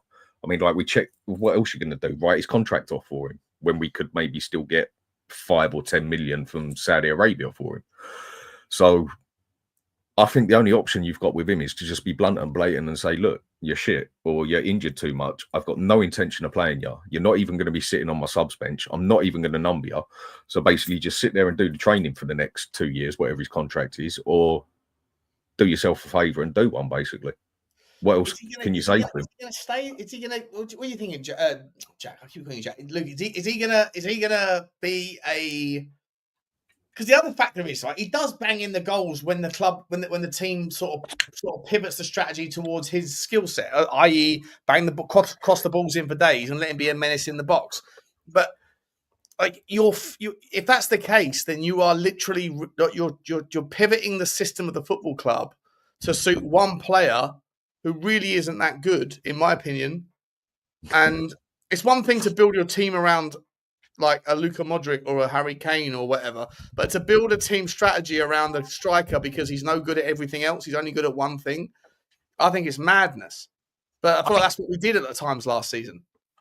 I think a lot of it depends on where we actually go and who we go out and sign, because in an ideal world, he's not got 1 year left, he's got at least 2. So in an ideal world, Dan's right. I think if you turned around and said to him, there's no way you get game time at this club this season, I think he will look to leave, because as we said on a previous show, he is Brazil's number 9. However, that is the case, he starts as Brazil's main striker. They have gone from R9 to Richalison. But if we it don't say much for Brazil, does it? Honestly, it really doesn't say much for the standards that Brazil have come down, when you're used to seeing at R9s and Ronaldinho's up there, and they're now talking about Richarlison. And it's a World Cup year. So I think if you, and whether we like to admit it, and it's a bit of a similar case with Romero, these South Americans, when they've got the chance to represent their club, it just means something different. So I think if we said to him, there's no way you play a game, and then he goes into a World Cup year with not playing at all, I don't think he'd be happy with that. In an ideal world, if you could get some sort of loan fee from Everton, he goes there on a season, because they want to go into that new stadium signing some top players. They've been linked with Carl Walker and some other big sort of names. If they could go in with Richarlison, it's almost like a returning hero for them. And we got a loan fee. And even if he went and got 10 Premier League goals or 11 Premier League goals, there's money there at the end of next year to go, here you go, take him, sort of thing. And his record in injuries is actually not that bad when he's not at Spurs. Everton, he didn't miss that many games, really. So I think in an ideal world, if we could bring in enough players that we kind of covered the striker role, I think it would be perfect for him to go out on loan. But the problem, I think, is that last season, when Solanke was out, we looked so powder puff up front if we didn't have someone who's physical. And I completely agree with what you're saying. I don't think Richarlison's the best footballer in the world. But if we didn't have his sort of presence up there, we replaced him sometimes with Tell. It was completely different. It just completely eradicated most of our attacking. One thing Richarlison does give you is he's pretty solid in the air. And the other thing is Dan, just super quick. Can I leave you guys to host a show for 10 seconds? I've got to go and get a refill on the booze. Is that all right? Yeah, I'll be back in 2 seconds. If the thing is with Richarlison, the one thing he does offer you is he's respectable in the air. I think he's pretty good in the air. And he's just a little prick, basically. And what I mean by that is he's that annoying little bitch that you have hovering around you when you're a defender that really gets your back up, that really sort of diverts your concentration, because he is just such a little prick and so annoying, and just he's that one that there's a good chance you turn around and just kick him in the kneecap to shut him up and give away a penalty. Basically, he is a very frustrating player to play against. He's that sort. He has got some advantages to him. It's just overall as a player, I do not rate him. I mean, his shooting is nearly as bad as bloody Timo Werner's at the best of times, but he does offer you that little something. And one thing also I will give the man is whenever he does come on, whether it's on for 5 minutes or 90 minutes, not that he does 90 minutes often, he does give it 110%. Yeah. Every time. So I ain't just going to slate him totally. I will bring up, he does have some good points, but just not many of them. If you're a defender coming up against him, you don't expect it to be an easy ride, do you? You don't there's some players where you go, if he's having a bad day, I ain't even really got to get close to him because he's just having one of them. Whereas with him, you know that he's going to push someone over or he's going to slyly give someone a dig, and it's going to there's something going to happen with him then start diving himself on the floor and everything. And that, again, like you didn't even touch him and he does a somersault like he'd just been done with a sawn-off shotgun and that. And that's the sort of player that can wind even professional people up to the point where you give him a quick kick in the ribs or whatever, and that, like, all right, mate, you want to stay down. There's your reason. He's just that prick that you just don't want to play against. And he has, He has got a run in him as well. I mean, when he went on that run of scoring in like 10 in 10 or something stupid like that. I think it was 12 games. Something like that. 10 or 12. He has got the capability to do that. And when you've got Brazil's number 9, you've got to play, like, he's got a feature. It's just... I just think he's a player we need to see the back of, and the quicker we see the back of him, the better, because he's just blocking up places at the minute that we don't need. Another place we could be spending money on. But then, I mean, that's what, 120 mil we've gone and spent on Richalison, or is it 130 mil? Whatever it is, give or take 10 mil on Solanke and Richalison. Are you telling me they could not do better than that for 120 million? Yeah. And also, let's not forget as well, they went a year late with Solanke. So not only did they spend the 60, they went a whole year without actually having a replacement, and we had Son up front. So, but I always say this about our squad. Wait, are you digging out my man Solanke? No. I don't mind Solanke, but I think he's a decent option. I think he'll get better with if we play more to his strengths and don't ask him to do certain stuff. I think he's better in the air than people give him credit for, and I think that he will be better this year. But again, we're talking about stages. We are absolutely fighting to be a top 6 team at the moment. And if we're fighting for a top 4 team, I don't think Solanke is your striker. How do we close the gap here, guys? Right. So Daniel Levy comes out and says, "Are the intentions to win the Premier League?" Okay, cool. The way the video started, the way the stream started, was me saying that there's some reality checks that we all have to have, right? Which is, it's not just about paying the money. If you haven't got the probability curve of winning trophies, then you're not going to be able to attract the very best. And in order to beat the very best, you have to have the very best, or you have to make unbelievable efficiencies and optimization from what you do have. I don't know if Thomas Frank's the guy for that. Maybe he is, maybe he isn't, right? But every time a player comes available, if you're trying to get into the top, you want to get those sort of best players, maybe the second tier best players, and then optimize and go again. But it's not just about opening up the checkbook and lifting the wage structure to 250 or 300 grand a week. You also know that if Man City or Liverpool are trying to get the best players as well as you are, they're going to go there because it's a chicken and the egg. Like, until you've won enough to be able to convince these players that there's a likelihood you're going to win again, then you're not going to get them. So, like, Daniel Levy saying that shit is one thing. Daniel Levy opening the checkbook is another.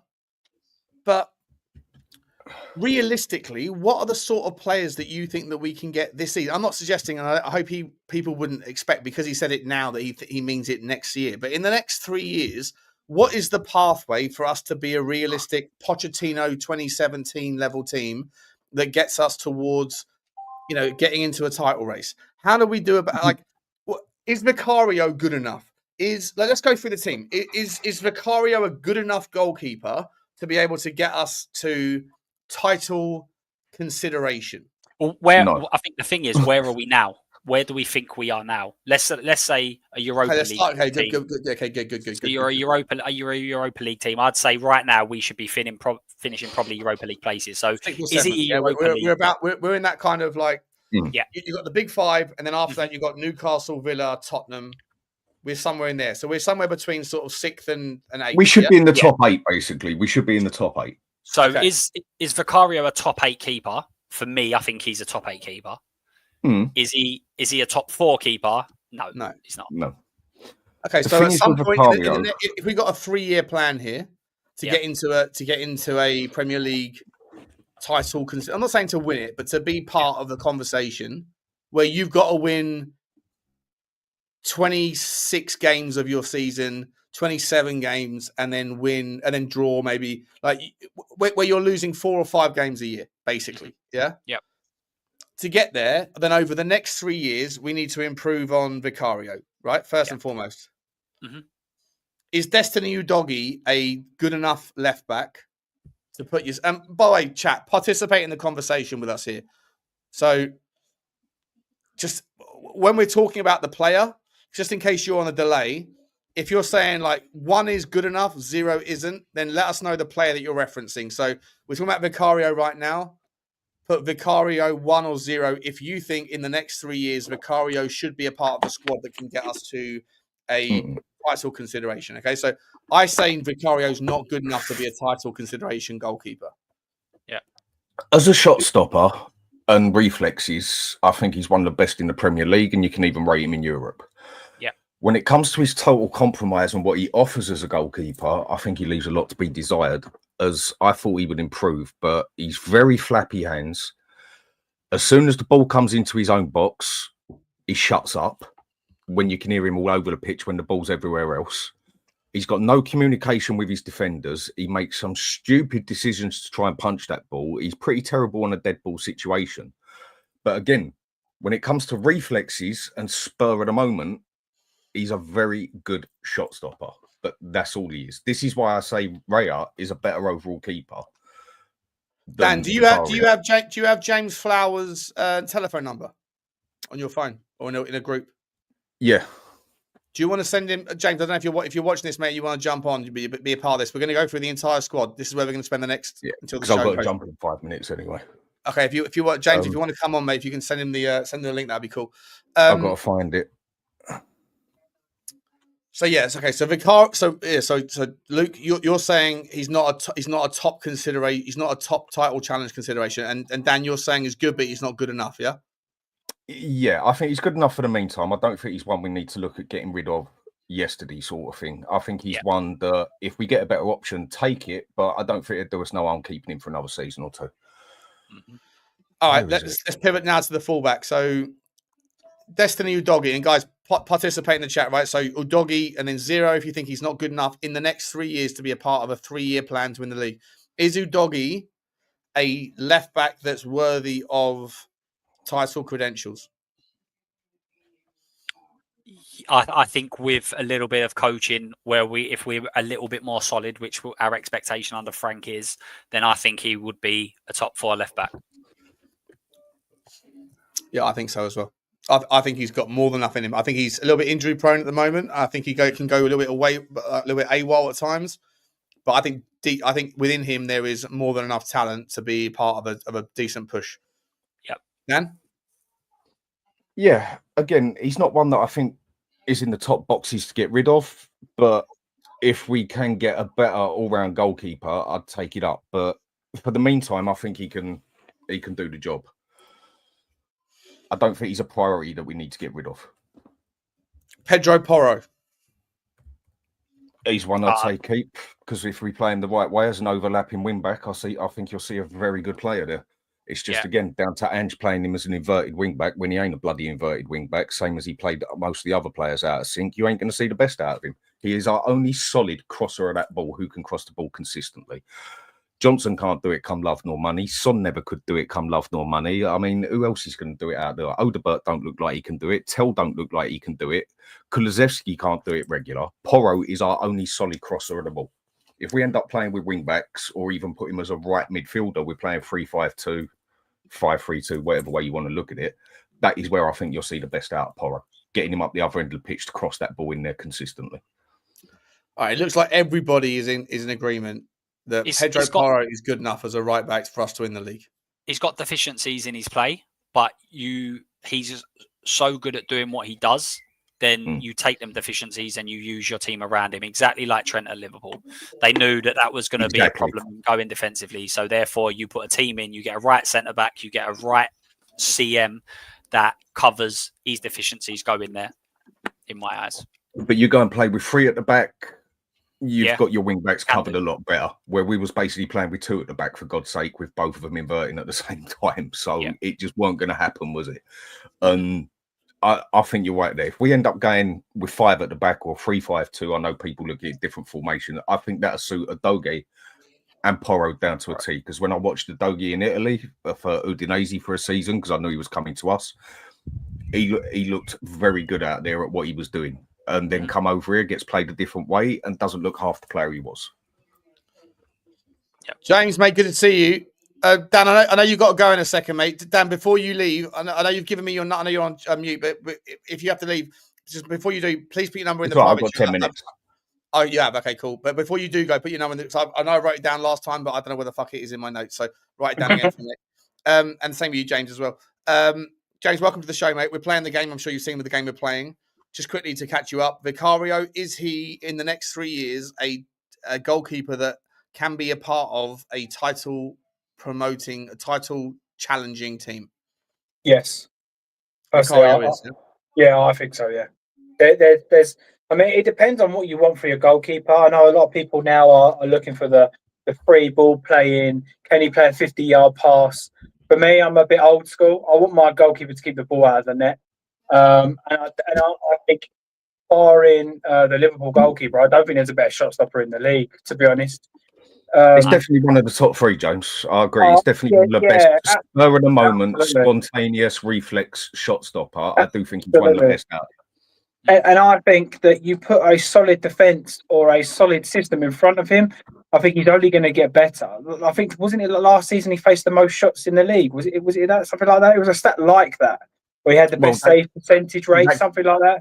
That can then make any goalkeeper look decent, can't it? Yeah, of course. There's two ways to that, but I do think I agree with James. I think if he was the goalkeeper at, say, like an Everton, where you've got Tarkowski and them sort of Braithwaite, them sort of players where we're saying that he's a little bit suspect with balls coming into the box. If you've got two dominant centre halves that handle that for you, then maybe it's about covering up the deficiencies by playing certain players that make him look better, and he can just do what he needs to do. But I agree. I think shot stopping, I think he's top drawer. It's the other part. I actually think, I know this can sound a bit contradiction, like not like deflecting the blame a little bit, but I think Romero makes him a worse goalkeeper, because I think Romero's so rash and hot-headed, he'll just lunge in for something, and then Vicario's left standing behind him, like, what do I do? Like the final. That final, he shouldn't have won. Yeah, no, I agree. But punch the ball out of nowhere as well. Yeah, I agree. But I think you didn't see that as much when Danso played. You saw it more when Romero was playing. Danso was somebody that commands the area, commands the air. So significantly better in the air as well. Yeah, I'll agree. Yeah, so for me, I would like to see him under a Frank system before I say, but I believe that there's a top four goalkeeper there. Yeah. I mean, you see with Vicario, I look on him that he's actually better as an old school goalkeeper than a modern school goalkeeper. And what I call an old school goalkeeper is someone stay on your line. Basically, the only thing you come out for is a corner. Apart from that, stay on your line. I think he's a much better goalkeeper like that, because one thing he ain't is a sweeper keeper. He's not good at coming off his line. He's not good at passing. His passing is terrible. His distribution of the ball isn't good at either. I think if you was to go put him back 20 years as an old school keeper, stay on your line, I think he'd be a very good goalkeeper. But it's just on an all-rounder for the way... But then we don't know how Frank's going to play him. Is Frank going to want to use him as a sweeper keeper? Is he going to have him more on his line? Is he going to have more communication with his defenders? Because it just looked like the whole team had no communication, basically. So I think only time will tell on the way Frank wants to play it. But again, I don't think Vicario is one we need to get rid of. I think that it's a 50-50 from the chat's perspective.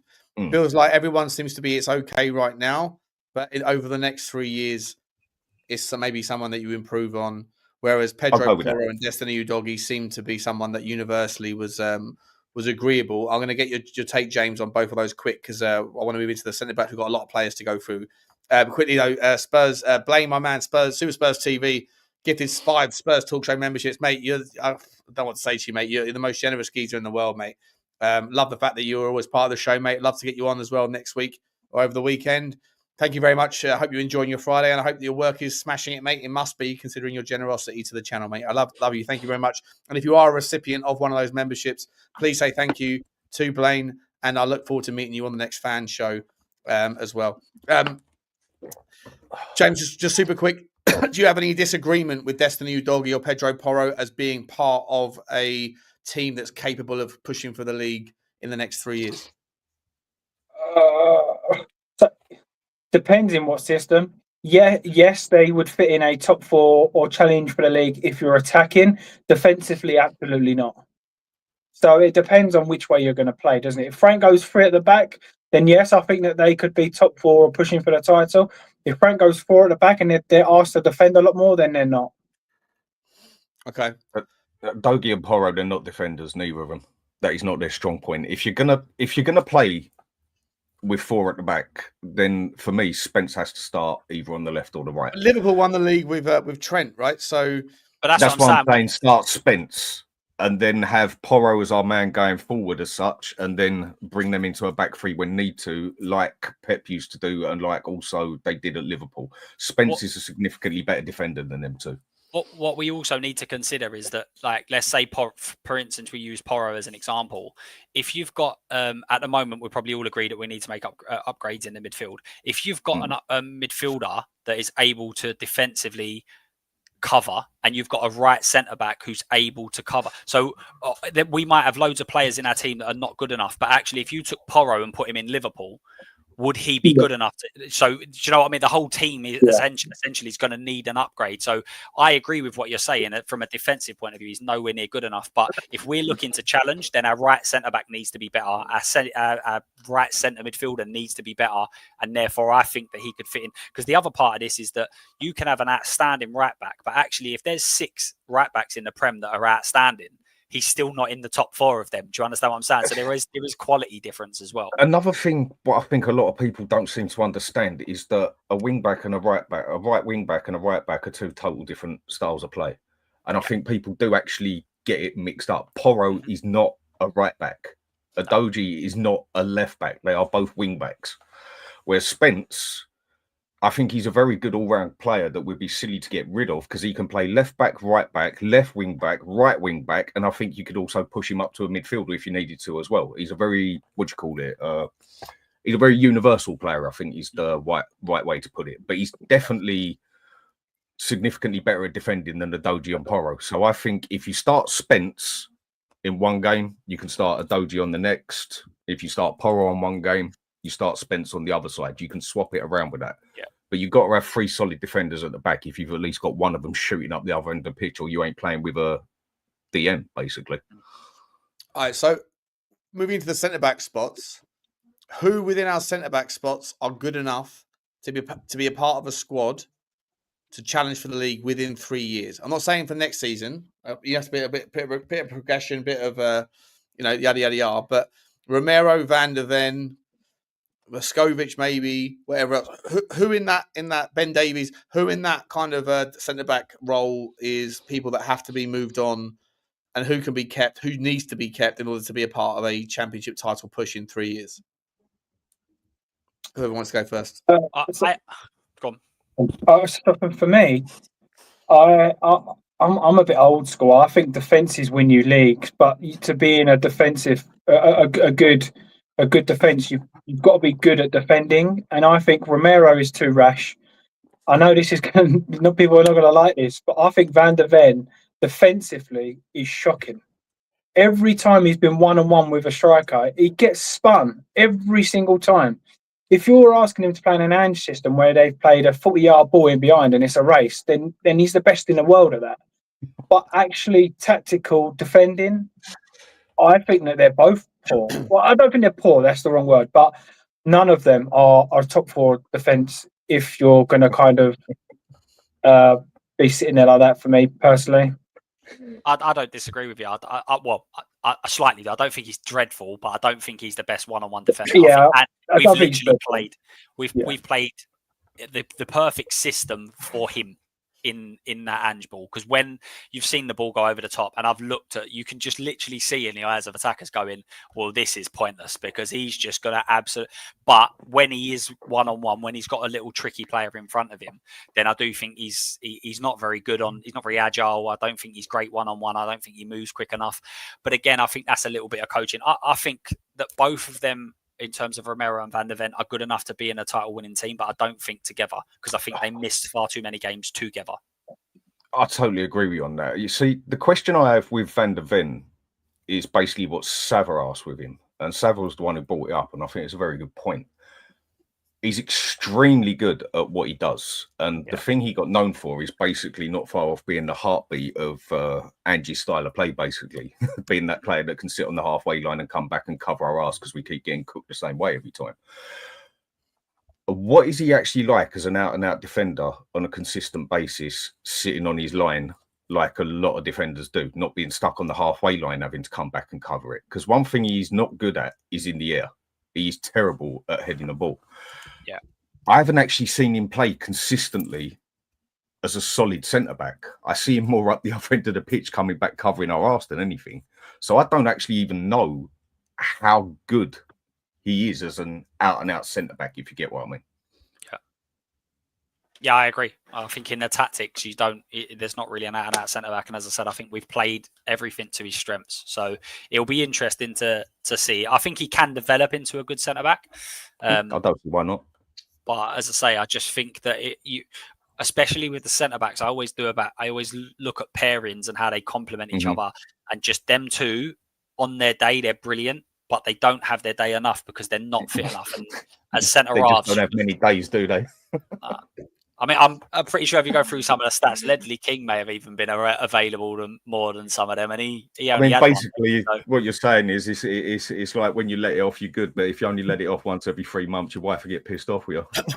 But also you can't then have two of them. Do you understand what I'm saying? Like with let's use Liverpool. Well, I hope not.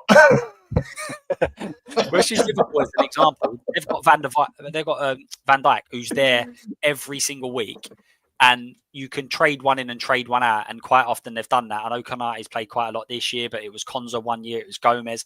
But they've had one that's completely solid and they're week in, week out. You can't have two of them that are not there week in, week out. You just can't defend. A lot of it with defence comes to our style of play as well. I mean, if we go and play three at the back, and say, for instance, Romero does stay, and we have Van der Ven just on the left of it, playing the bit of the ball, playing defender, same as Romero, and then you go and stick Dragusin in the middle of that, you'll see a significantly better player off Dragusin. Much better player. Because one of his biggest problems is he's not very... is the word flexible, basically. He can't just spin round and run. He needs to do a bloody horseshoe to turn round. He's an old school John Terry type of player. I'm not saying he's as good as that, but he's just a no-nonsense, old school centre-back, basically. And I think Danzo's also would be very good in that situation as well, in the middle of a back three, as the no-nonsense centre-back, basically. Yeah. This is why I don't think it's fair to judge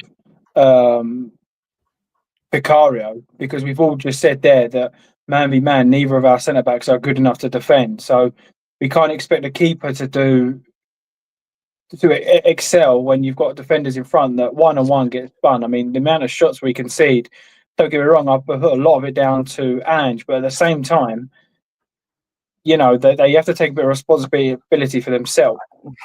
I get where you're coming from, yeah, but they don't make the decisions to jump out and jump in the middle of about 10 people standing in the middle of each other and totally miss the ball and land on top of everyone. And Vicario seems to do that quite often. No, I know. But every time we have seen them having to stand up or be counted, Romero versus Chelsea, was it Van der Ven versus Newcastle? Mate, he got spun. Another thing as well with him, don't want to go back on that one, but how many times, even when we played Arsenal, he was getting touched up by bloody...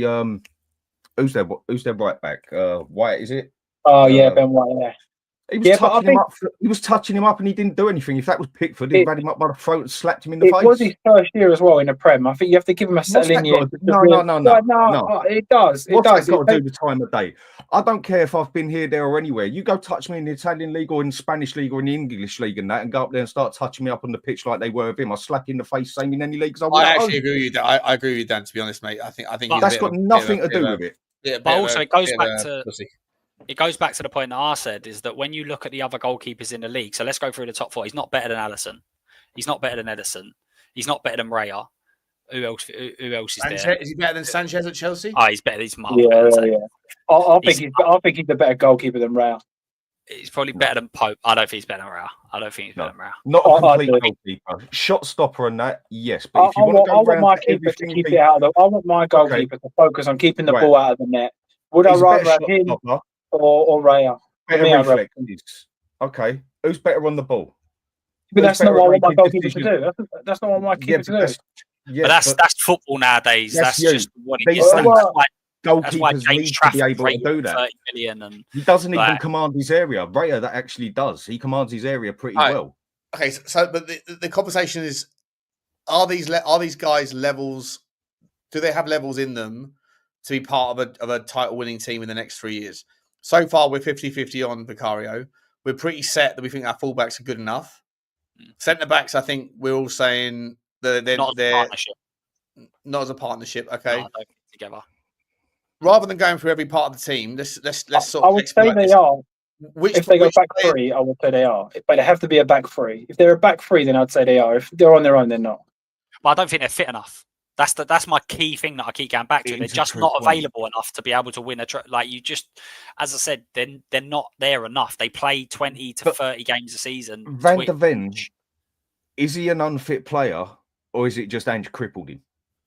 He had hamstring injuries before he came. So, but again, it is what we're guessing. And then 50% of the team end up with bloody hamstring injuries because of the way Ange plays football. Imagine if Van der Ven was playing for Imagine if he was playing for Wolves.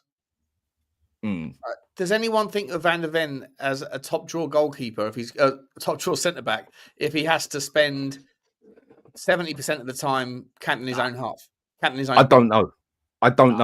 Salah was the one who brought that up ages ago. I don't think he's good enough in the air, and I think under a Thomas Frank system, people will start to reflect on how good Micky van der Ven is.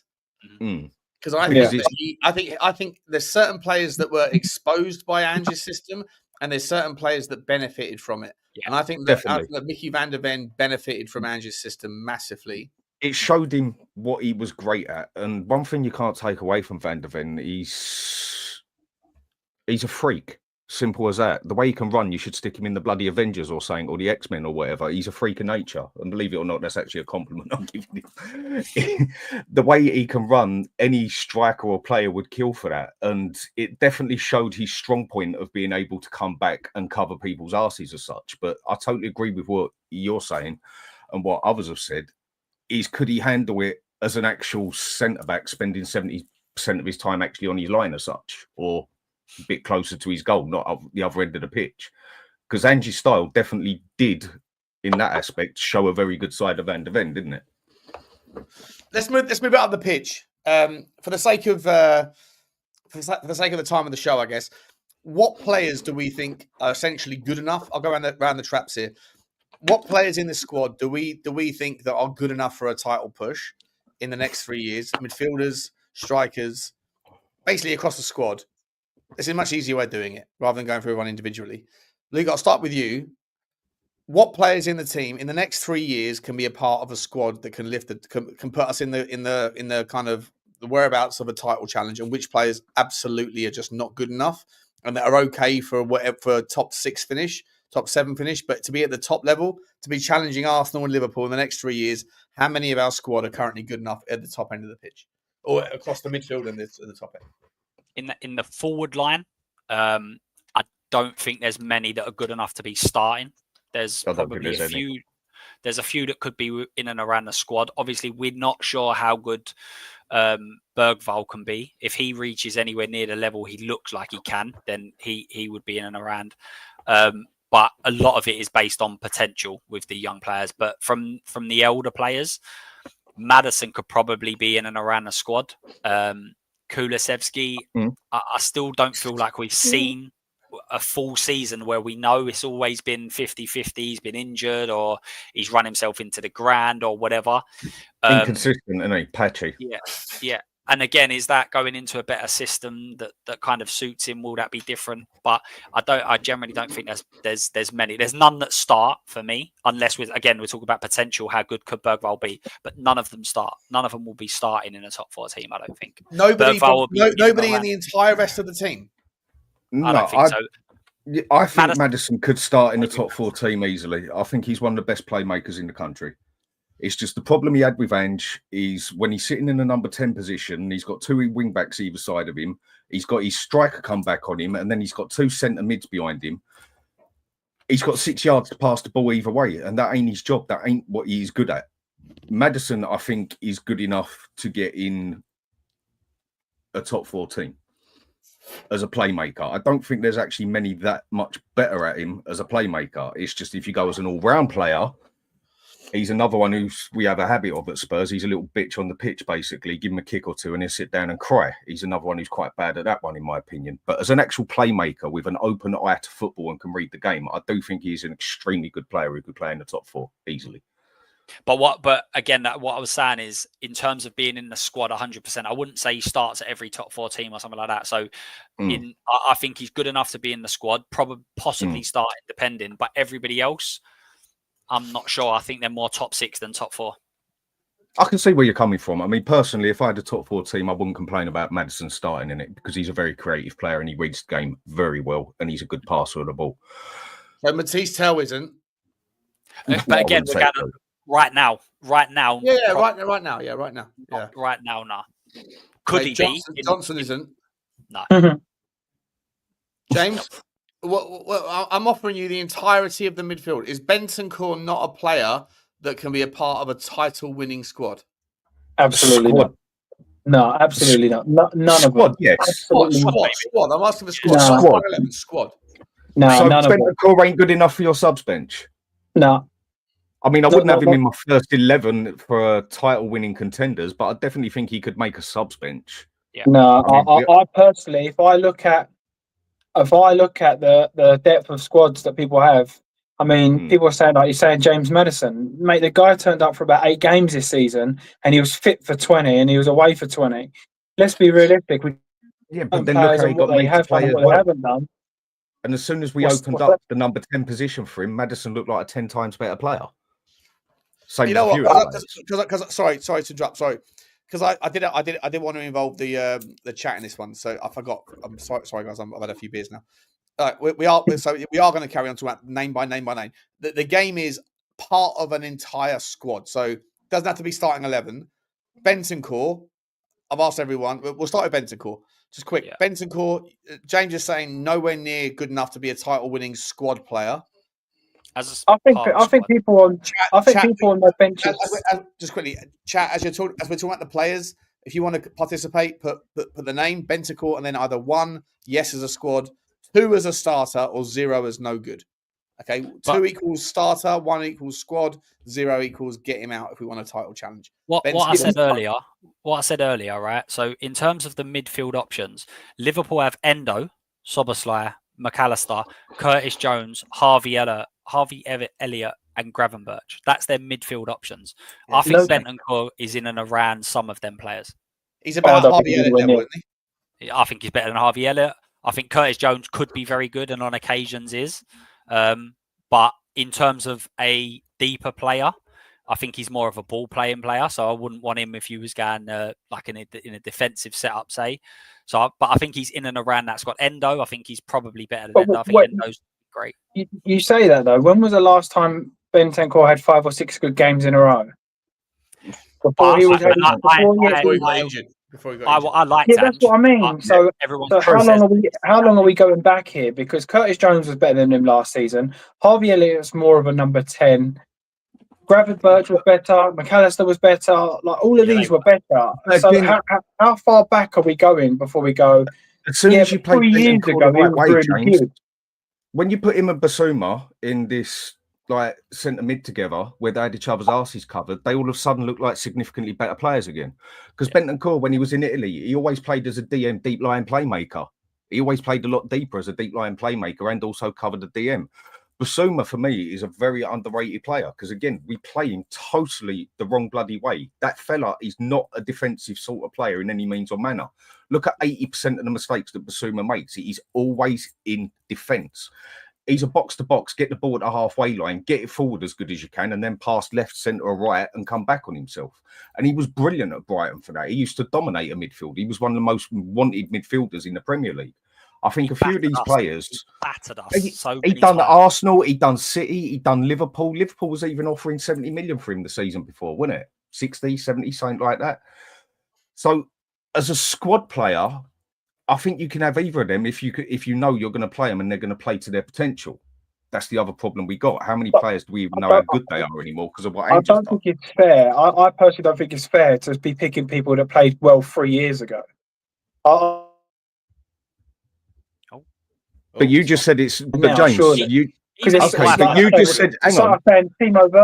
But Timo Werner 3 years ago won the Champions League and he played all right. I get that. But you just said it's not fair on judging Vicario this season because of how shit Ange plays his tactics and how it don't suit Vicario. So I said Vicario was good and I think he's good enough to be in a top 4. I said that. You also said it wasn't right that we judged him so well because of the way and just plays I- everyone. So if No, you're but I going to give said him if that he had rules, more- can't you give everyone else them rules? Ah, it's No, true. no. It's true, James. It's No, true. no, because Danny's on the receipts tonight, mate. He's asking you to keep Nah. logical consistency. Is all we ask for on this channel. I am, Be because I logically started off by consistent. saying he was good enough. And I was coming back at the thing where you said in the air he wasn't good enough, and I said, well, if you take Romero out and put Danso in, I think he'd come better.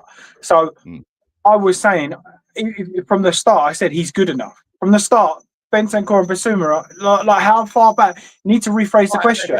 Once upon a time, I hear what you're saying. If we're looking at the Brighton Bissouma, then it's absolutely. very, yeah. But obviously, either way, can we all agree that Bissouma's not good enough to be part of a title-winning squad?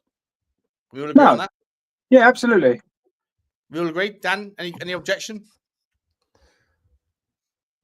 I definitely think we could get better in there as such, more consistent. So I'll go with the flow. All right. Is Stop Lucas Berghvall sitting on the fence. Is Lucas Splinters on your ass. Berghvall Stop be sitting on the part of a fence. title-winning squad? Yeah, Berghvall, I think will be in a couple of years. I think if Berghvall played for Liverpool now, he'd probably be playing in front of Harvey Elliott for sure. Berghvall is definitely one that you've actually seen a bit of potential of, and he can actually. There's something there. You can see there is a player there. You can see he's got something. It's just the thing I think that Berghvall lacks at the moment, which I think Frank will do for him, and playing better football will do for him. It's his delivery, his distribution in the final third of what he does. It was always crap by 1 or 2 moments. You'd never see that final shot or that final good pass. You'd see him get round a player or two or get the ball and get it up there, but it was always that final third he had to do that he just didn't succeed on. But he will get better. You can see there's definitely a good player there, in my opinion. Better than Archie Gray, anyway. Lubo's turn. It is a perfect. I was going to bring in Decky, but actually Archie Gray does Archie Gray give any of you of what you've seen thus far enough stones in your belly to say that I think that he can grow enough to be part of a squad that can challenge for the title in 3 years? No, absolutely not. I'm saying no. I got it wrong on him. I got it wrong. I'll hold my hands up. I said at the time when we signed him, I said it's punchy price, a ridiculous price, but he's a really good player. Thus far, I'm like, I don't think I've seen enough from him to think that he's got it. I don't think he's got it in him, like the tenacity, the kind of whatever. He ain't got that killer instinct, has he? He ain't got. Maybe it's his age. He just ain't got that bastard about him yet. He ain't got that what you expect a DM to have. He ain't got that man about him yet. He's sort of like young cousin you take out for the first night clubbing, give him a shot, and you can't find him till the rest of the night because he's been sick or passed out in the toilet. He just seems like one of them ones. So what you need to do is send him out to a couple of little pubs with his mates first. He might become a proper exactly. But at the moment, next time. exactly. So at the moment, just sending down the little woke unicorn pub with his mates and that, and then exactly. in a year's time and say, right, now you're coming clubbing with the boys, basically. Yeah, introduce him into the few acres. Yeah, he needs to sit down with the unicorns for a bit longer and sit down the woke pub. Whatever, yeah, if I put a bottle of tequila in front of him, I'm thinking I'm gonna have to phone his mum and tell come pick him up. Well, I doubt he'd pick him up. I think that'd be more the ambulance you get picking him up with that sort of stuff. I just think he's too much of a lightweight at the moment. He should be out on loan. Is there a better player there? I hope so, because he really hasn't done anything to.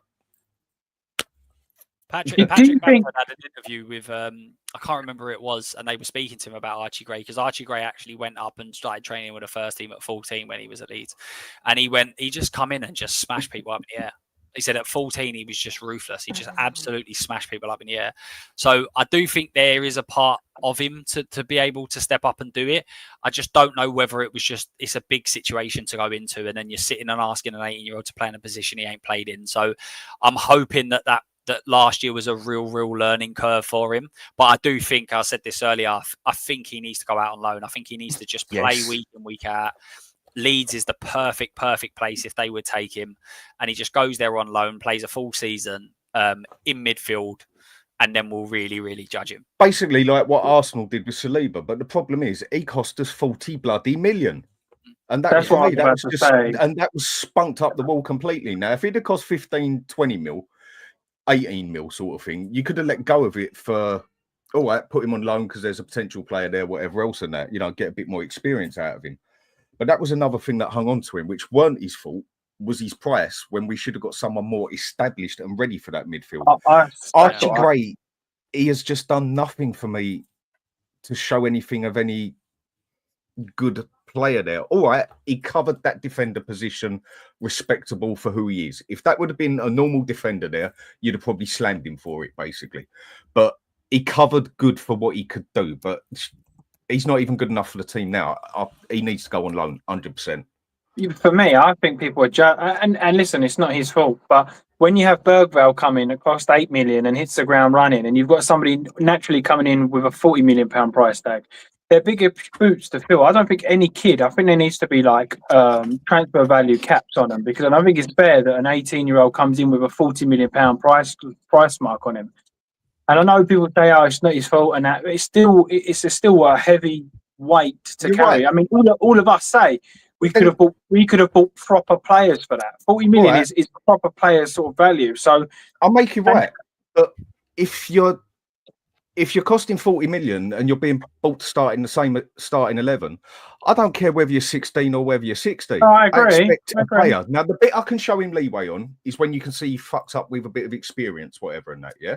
Now that way you can cut a younger player a bit of slack on. Yeah, but if he's good enough to get 75 grand a week and cost 40 million, I expect him to at least be able to pass that ball and do his job or defend or do whatever he's meant to there to do. And I will judge him the same as every other player on there, except cut him that bit of slack on experience.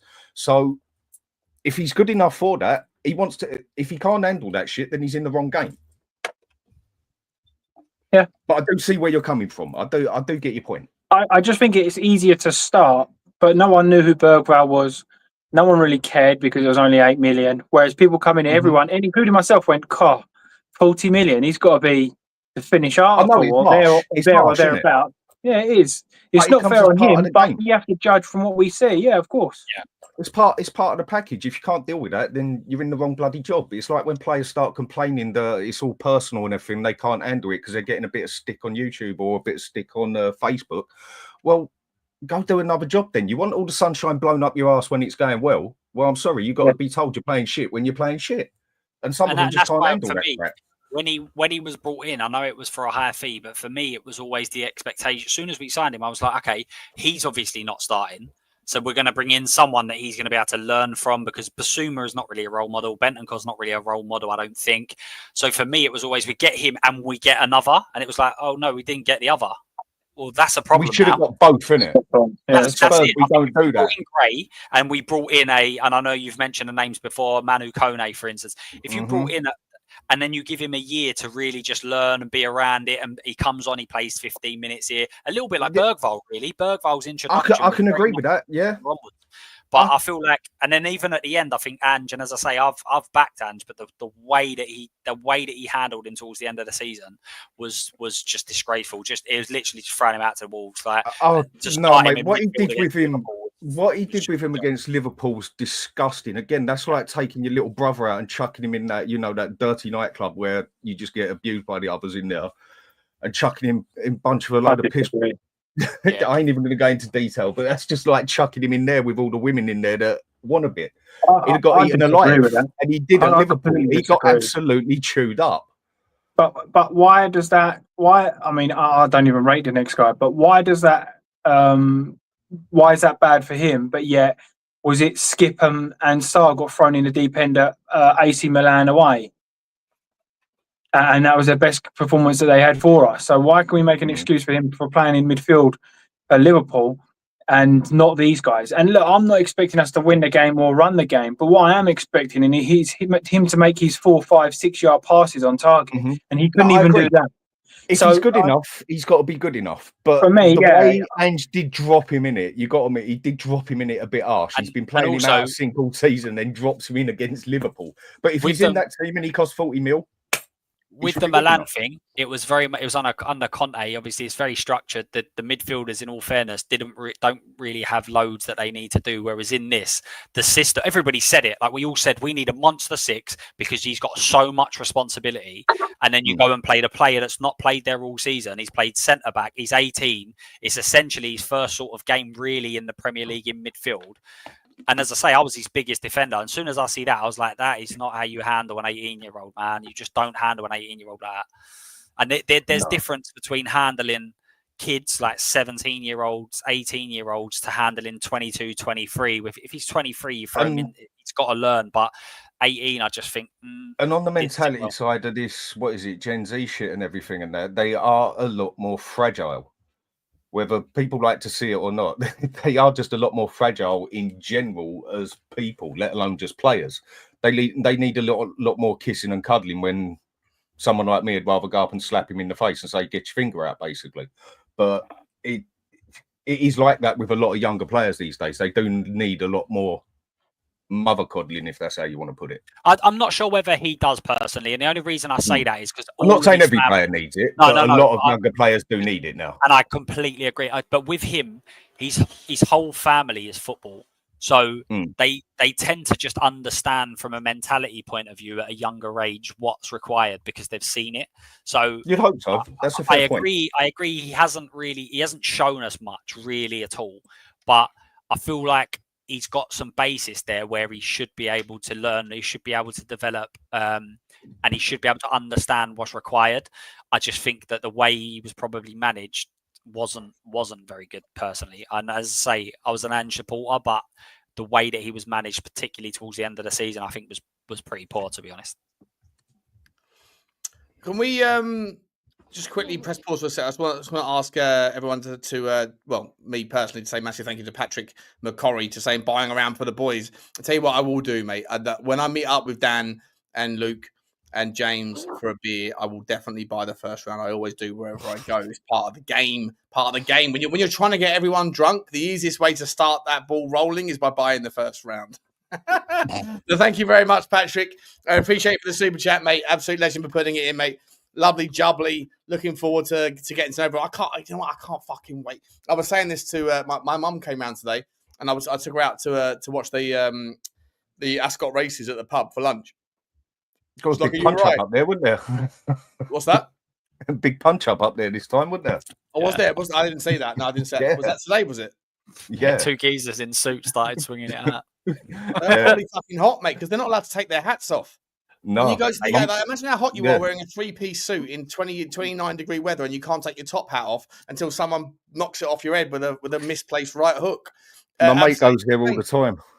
Yeah, it's good fun. It's something not far from me, but yeah, I was saying, my mum was saying that you're right. I was like, I just can't fucking wait for the fucking next season. I can't wait to get up to the stadium. I can't wait to say hello to everyone. I can't wait to see what Tottenham do this summer.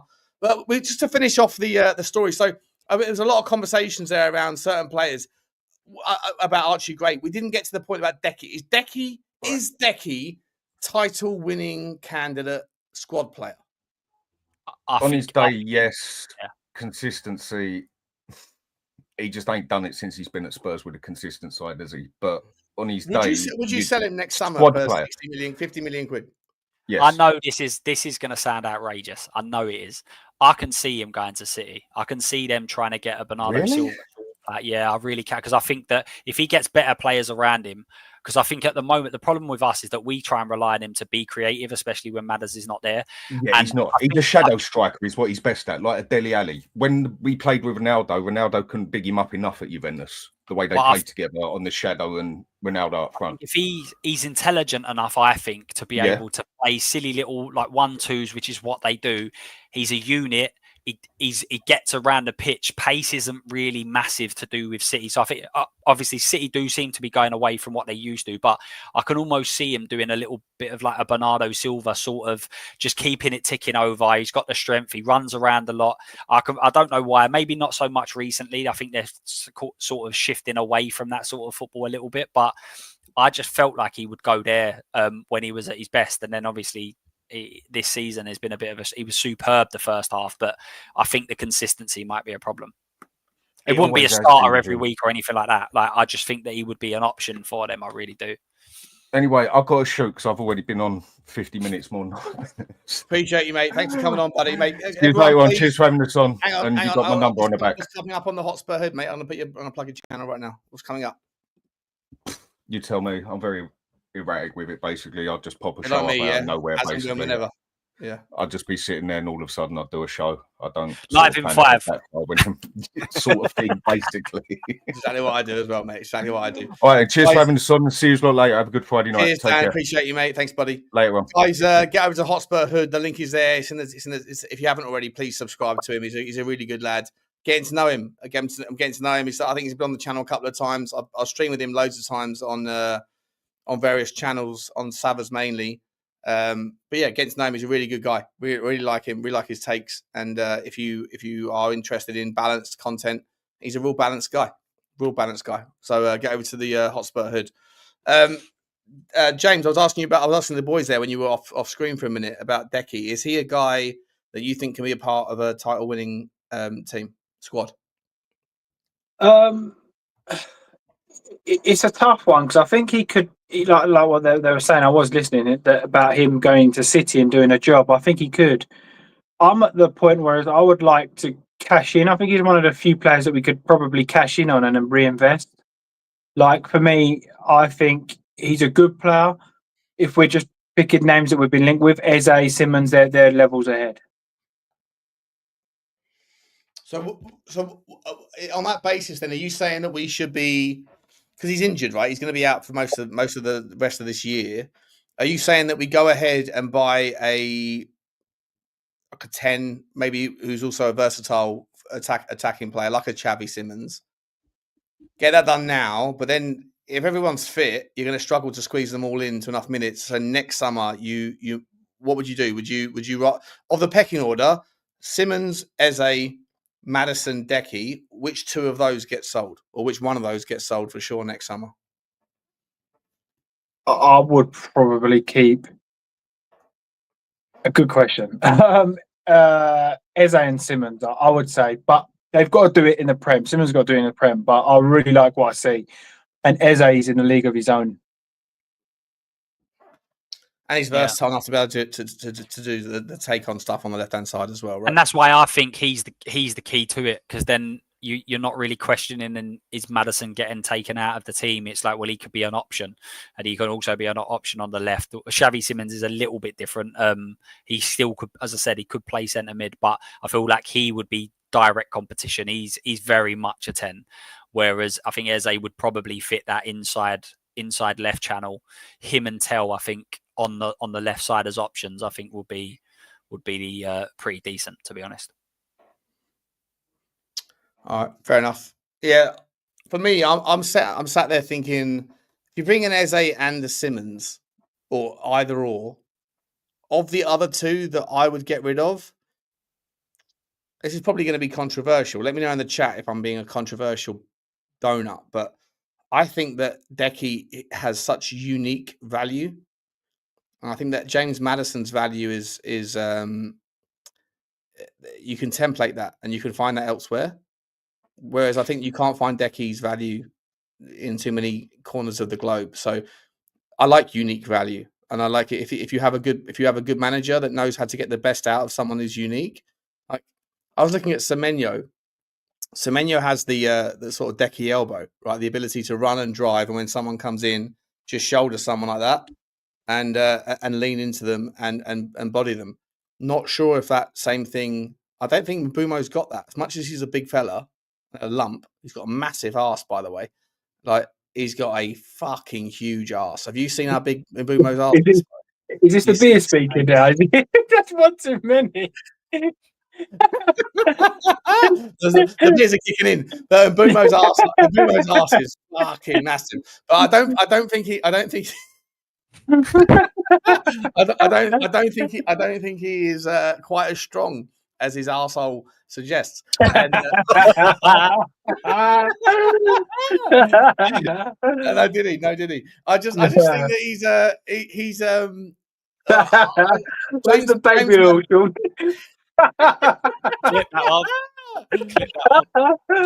James Maddison, I think you can find that value elsewhere. I don't think you can find Decky value elsewhere. For me, if I heard that we were selling Decky for 40 million quid, I'd be like, what are we doing?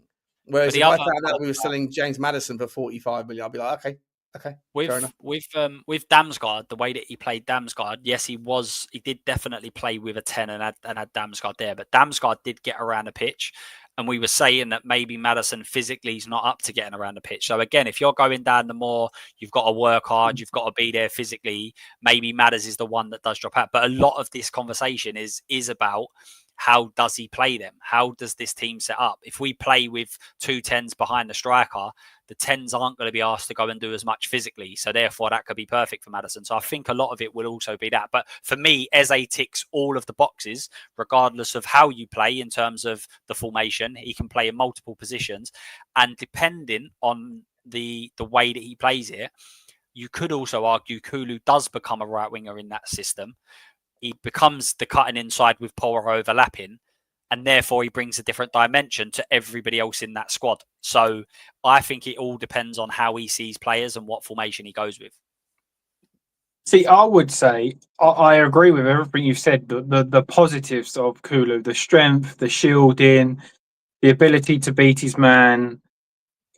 But his passing for me is probably one of the worst in our team. I think he gives the ball away so much, and he delays the ball so much. So, yeah, that's one of his. For example, Porro would overlap. He'll look at him, square up, change his mind, turn the other way, and then he has to use that strength. Otherwise, he's going to lose the ball. So, even though it is one of his strengths, I think it's one of his weaknesses, knowing that he can do that, because he's like, "Oh, I've got more time here. I take my time, relax a little bit." But sometimes the play's already gone and he's given the ball away.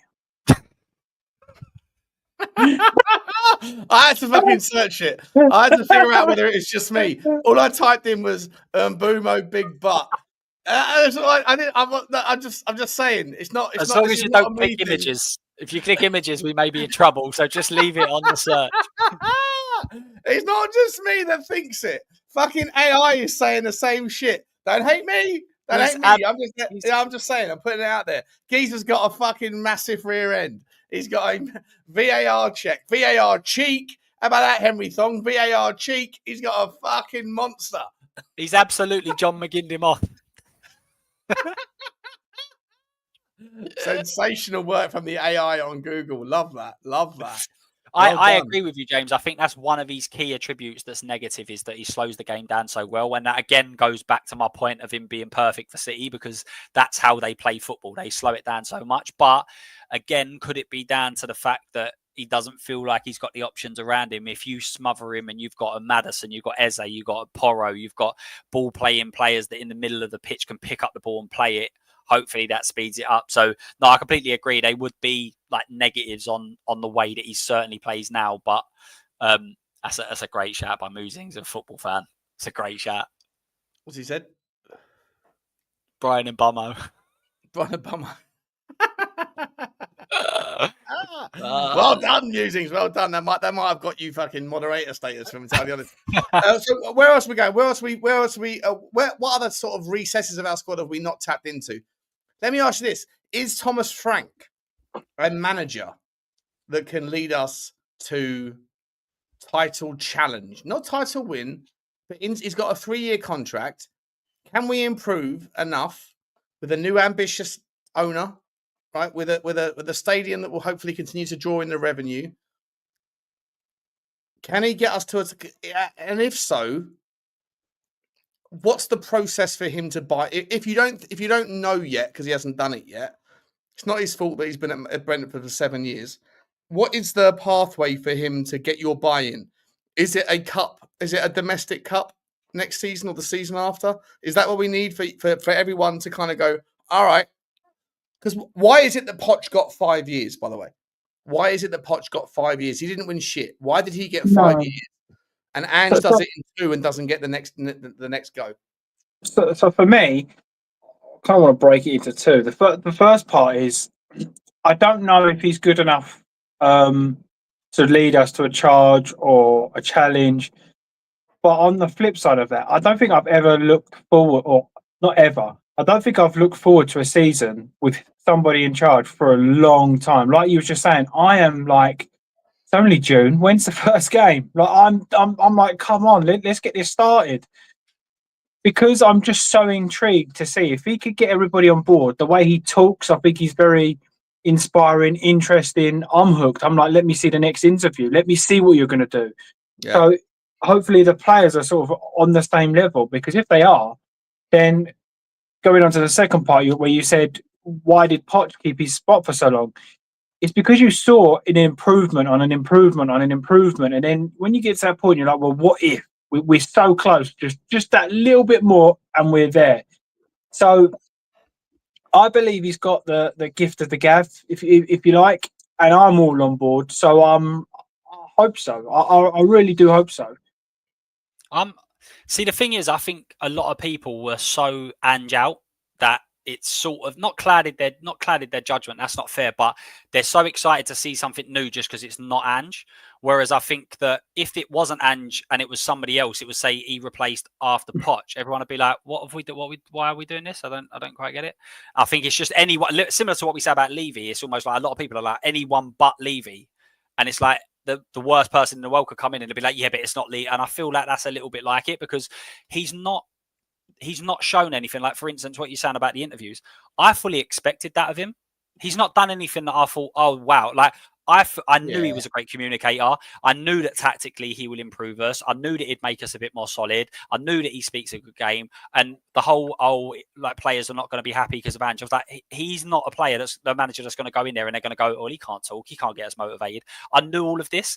The problem I had with getting rid of Ange and replacing it with Frank, nothing has changed, because he can't prove to me until he proves to me that he can compete in the big games, in the quarters, in the semis, in we're going for the Man City when we played them, and it was basically a playoff for Champions League, and he can't prove that to me until he's physically there. So it's all variables we don't know. But all of what he's done, I was fully expecting that because that's the sort of man he is. I would want to play under a Frank 100%. That doesn't mean that he's someone that's going to go and win trophies. No, but is it fair to say that when?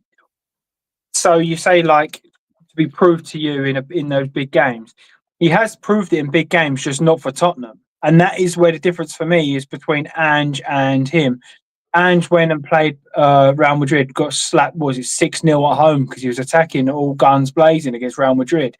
So in those big moments, I mean, don't get me wrong, he did it in Europa League, and I'm forever be grateful.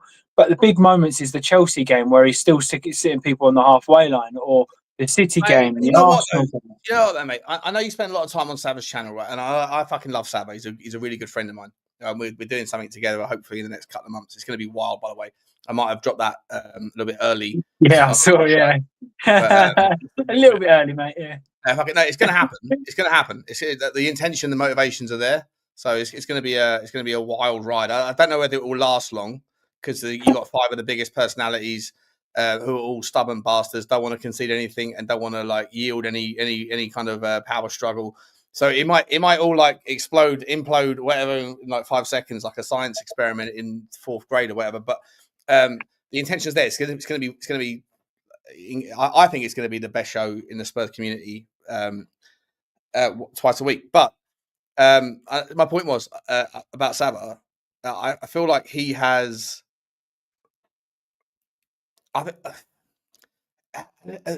Has he corrupted you a little bit on that take that you've got? No, absolutely not. And I say that because I was just using the sort of Chelsea game as everybody's example, but we got beat convincingly by Arsenal. And that ain't the Chelsea game. If Sonny scores that goal, right, we're 1-0 up. Sonny scores it. He's a quarter of an inch offside. We go. And also, that play was unbelievable. It still popped up on my plan. I'm like, wow. Right?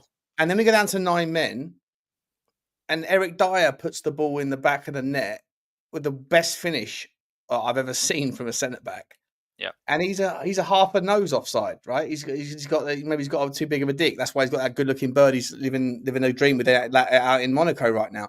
But like he was offside by a half an inch or by a couple of maybe half a foot, whatever.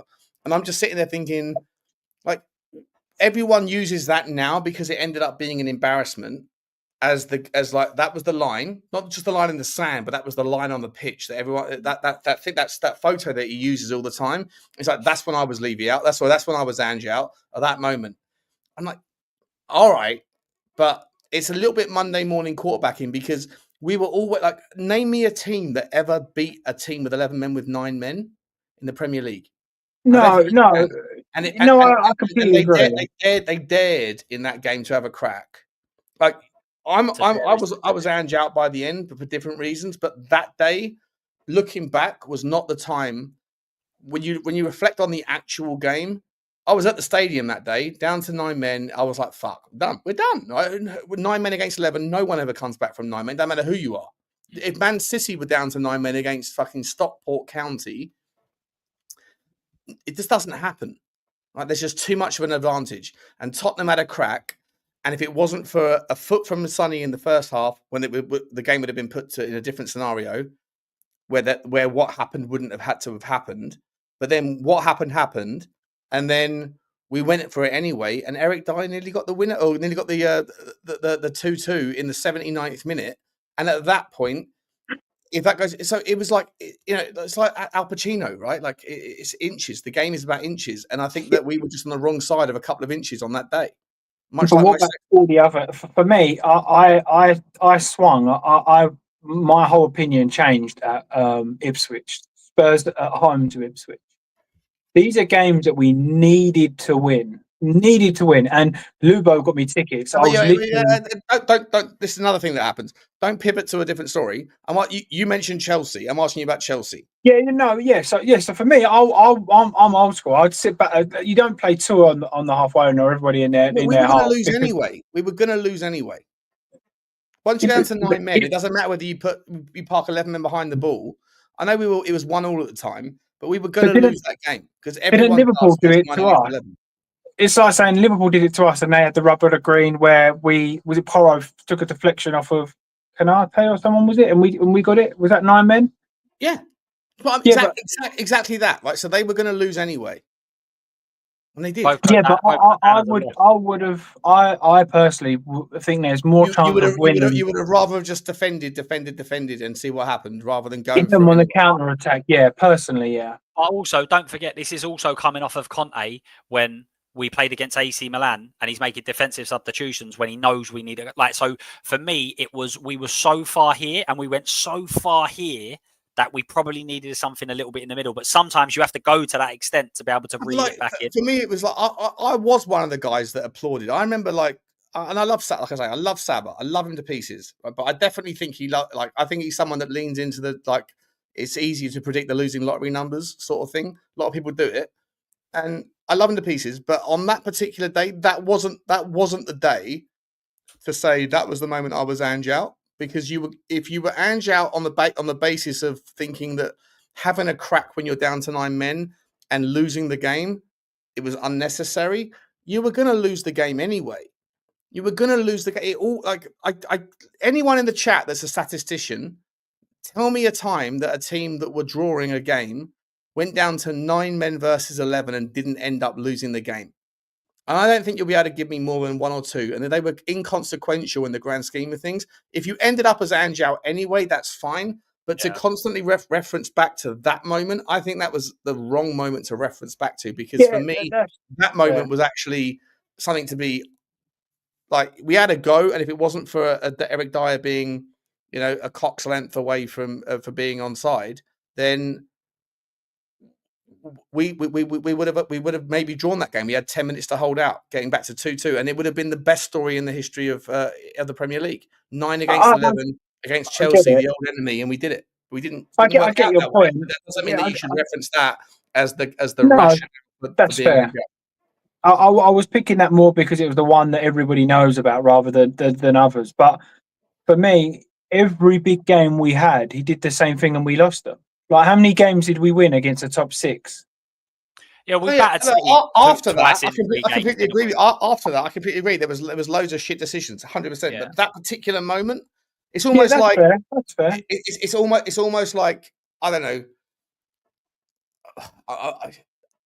The scenario that comes to my mind that I want to share, I probably shouldn't because it's political, and I think it's a bad example. But imagine you're in a playground and you're getting bullied by someone that's twice your size, and you're going to get beaten up either way. Do you cower in the corner, or do you have a fucking punch back and just go, you know what, I'm going to swing anyway? And if I get one punch on the guy, I'm still going to get my beats here. But if I have a crack, there's an outside chance that I might just catch him right and he goes down. Either way, I'm going to have a crack and I'll swing. And Tottenham swung that day, and to use that as an example of why, you know, the fight in the guy was wrong. Now, the fight on the day that day, you were going to get beaten up anyway. So you might as well, rather than doing that, just have a go. See what happens. That also comes off of Conte and Mourinho. So we were so used to just sitting there and not really bothering and not having a go and that was so deflating to watch that this time it was like, do you know what? He just said, fuck it, let's have a go and see what happens. And if we lose, we lose. But we're down to but I know what you mean. It's the reference point that a lot of people go to. I think it's somewhere you can look back now and go, I should have known at that stage, maybe, that there was warning signs there that he was never going to change, etc. But I agree with what Sean.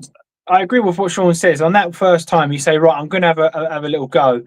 But when you get chinned, you don't the next day go up to the same guy and go, come on, let's have some, and then he chins you again, and then go back up to him and say, can I have some more? And he chins you again. Yeah, perfect rebuttal. Yeah. 4 weeks later, you've got no teeth. Everyone gives you a little pat on the back and says, well done, mate. Put some frozen peas on that one, right? It'll be fine. I'll see you tomorrow. And walk back up to him. Yeah. Yeah. Spot on. How we got onto this was Frank in big game, by the way. Yeah, go on. Yeah. I see a stat about Frank having an unbelievable record. I think it was against Chelsea or something like that. I think it's Chelsea, yeah. But what the really, really big difference is that Spurs are that big club history, but not on the pitch. So in terms of, we've got terrible records against a lot of the big teams because they turn up going, if we're on it today, we could batter them. But if they turn up against Brentford, they go, I'm not really that arsed. And also the way that he's going to play again, if he sits back constantly against all of these teams, eventually fans are going to start going, this is bollocks. We need to try and win. We need to try and score. So it's all about tactical. And obviously being Brentford being a London derby, it's not really. So no one really cares. Like West Ham, for instance, you can have a great record against West Ham if you're not a rival. But see when Spurs turn up against them, you know that they're going to turn up every single game.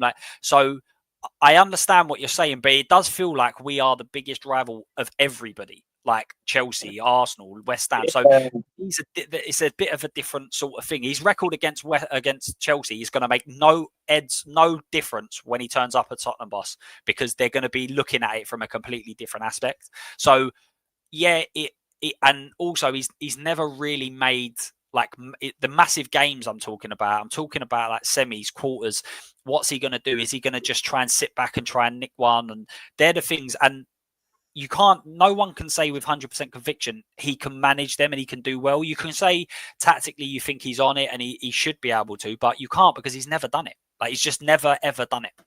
But is it fair to say he's the first manager, maybe since even Poch didn't really, that actually adapts? He'll go, right, we've got Chelsea this week, or we've seen him from Brentford say, right, we've got City away. What we're going to do is go 5 at the back today, and we're going to try and hold it out and then go for it. And then next week they'll have, I don't know, Bournemouth. And he goes, right, that's it, back to 4. We're attacking and winning this game. And that for me, and I'm only speaking for me, is why I'm so excited. I would love to go 2-0 up or 1-0 up against a City and go, you know what, we've done our bit. You come on to us now.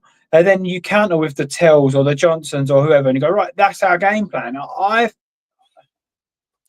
I've seen more in big game moments from Frank than I have at Vange, and that leads me to believe that I think he could lead us to top 4 title challenges. I think I might have my Spurs hat here and say I hope so, but I don't know yet. I think it's way too early to call. I know you say that, but in terms of context, we spanked City twice on the trot within a few weeks, and they were unbeaten when we first played them. They weren't on a bad run. We started the bad run. We beat Liverpool in a semi-final of a cup. We won the Europa League. So there's no way Frank's a better big game manager because he's not been in the big games to do it. Well, do you know what I mean? And again, you're not wrong. What happened in the second leg? Yeah, no, but what I'm saying when is, but the chips are down in that second leg, that's the big game. Frank might have lost both. We don't know that because he's never been in that real situation. I think the furthest he's ever got in a cup competition in England is actually against Spurs, and we knocked him out in the semis. So and I think that was the year before. I think that might have been. I think Ange was in charge. So I know what you're saying, but it's all relative. Like, it might be a big game for Brentford, but it's not a big game in the whole scheme of things. Like, every game against Chelsea is a big game, but actually playing Chelsea in a semi-final is another level. So, and it's not saying he can't do it. As I said, he's just never had the chance to. And for me, I don't know. It's all about gambles. And going back to what you were saying, Sean, what do we need? We need that luck. And that is just the way our club is going to, that's the way we operate. We need that bit of luck. We need to go and get a Dele Alli who ends up becoming a player that scores 18 Premier League goals the next year. Like, we need that bit of luck to be able to succeed at that level, just purely because we don't match up numbers wise, for me anyway. Yeah, I don't even think it's luck. I just think it's a bit of bone idle. I think a lot of people are very cutthroat and blind to the situation. So a lot of people will say, like you're saying about Dele Alli. In my opinion, I think Daniel Levy backed Ange too much. If I'm being perfectly honest, barring 2 or 3 players that Ange picked, the rest are shocking, absolutely shocking. So from me, I think that it's more good scouting, a good team. Mate, that's why Mbeumo looks good to you. Just to making sure that my man Bobby, you went out and bought a 6-pack, doesn't think that he's been drinking alone. Bobby, I've been drinking the whole day, mate. I've been drinking the whole time, mate. I've got more coming. Don't worry about that, bud. Don't worry about that. I'm going to let these two carry on for 5 more minutes. I know we've been going for 2 hours and 44. If you guys can hang with me for 15 more minutes, we'll round it up at 3 hours and 15 minutes. But I just want to make sure that my man Bobby doesn't think that he's been drinking alone. I asked you guys to be drinking. I've been drinking. Don't you worry about that. Don't you worry about it. It's Friday night. So, boys, hold on. I've got to go and get one last beer out of the, or one last refill, and I'll be back in 1 second. Okay, carry on. Yeah, mate. Right. Yeah. I think that it's a bit unfair. I think Levy gets a lot of criticism. Ange got a lot of criticism, but I think there's a lot of people in between that have a big say, and I think they're part of the problem as well. That's why I'm glad. I mean, I know Mason personally, and I think he was come under quite a lot of criticism for not a lot of problem. I don't get it. I don't get it. I mean, this is a coach that he gets so much criticism. This is a coach that went in under Conte and impressed Conte, and then like they're going on like he's just a free token that's at the club, and that it's almost like I don't know what you're talking about. He in his own right, he's a good coach. So yeah, that baffles me, and I've been consistent. It's got nothing to do with the fact you know him. I've been consistent. No, yeah, I just think it's one of those things though. When you've consistently been bad, you have to blame everybody at the club rather than look at the main problem. So it is one of those, and that's again sort of going back to Frank. I really hope that the team are going to back him, but also we need to have a structure in place for beyond him. This is what I mean. Where I thought Ange was backed too much. I think the likes of Solanke, I've got hope for. Johnson, I think, is useless. Timo was useless.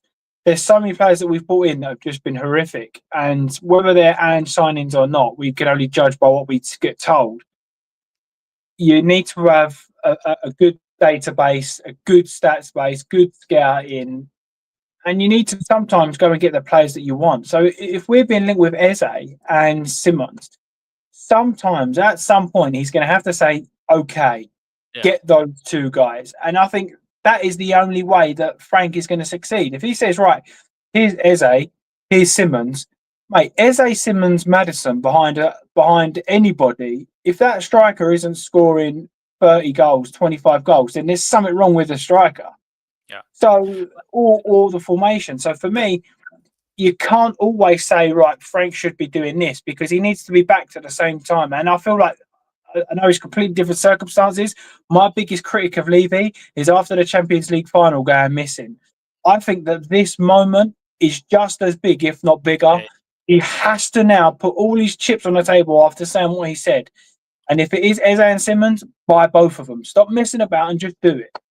But I think this is where it sits with the whole Ange in, Ange out. Like, you're saying that he was backed, and obviously the figures absolutely back that up. But a lot of them figures are for players that are not for the now, they're for 2 or 3 years' time.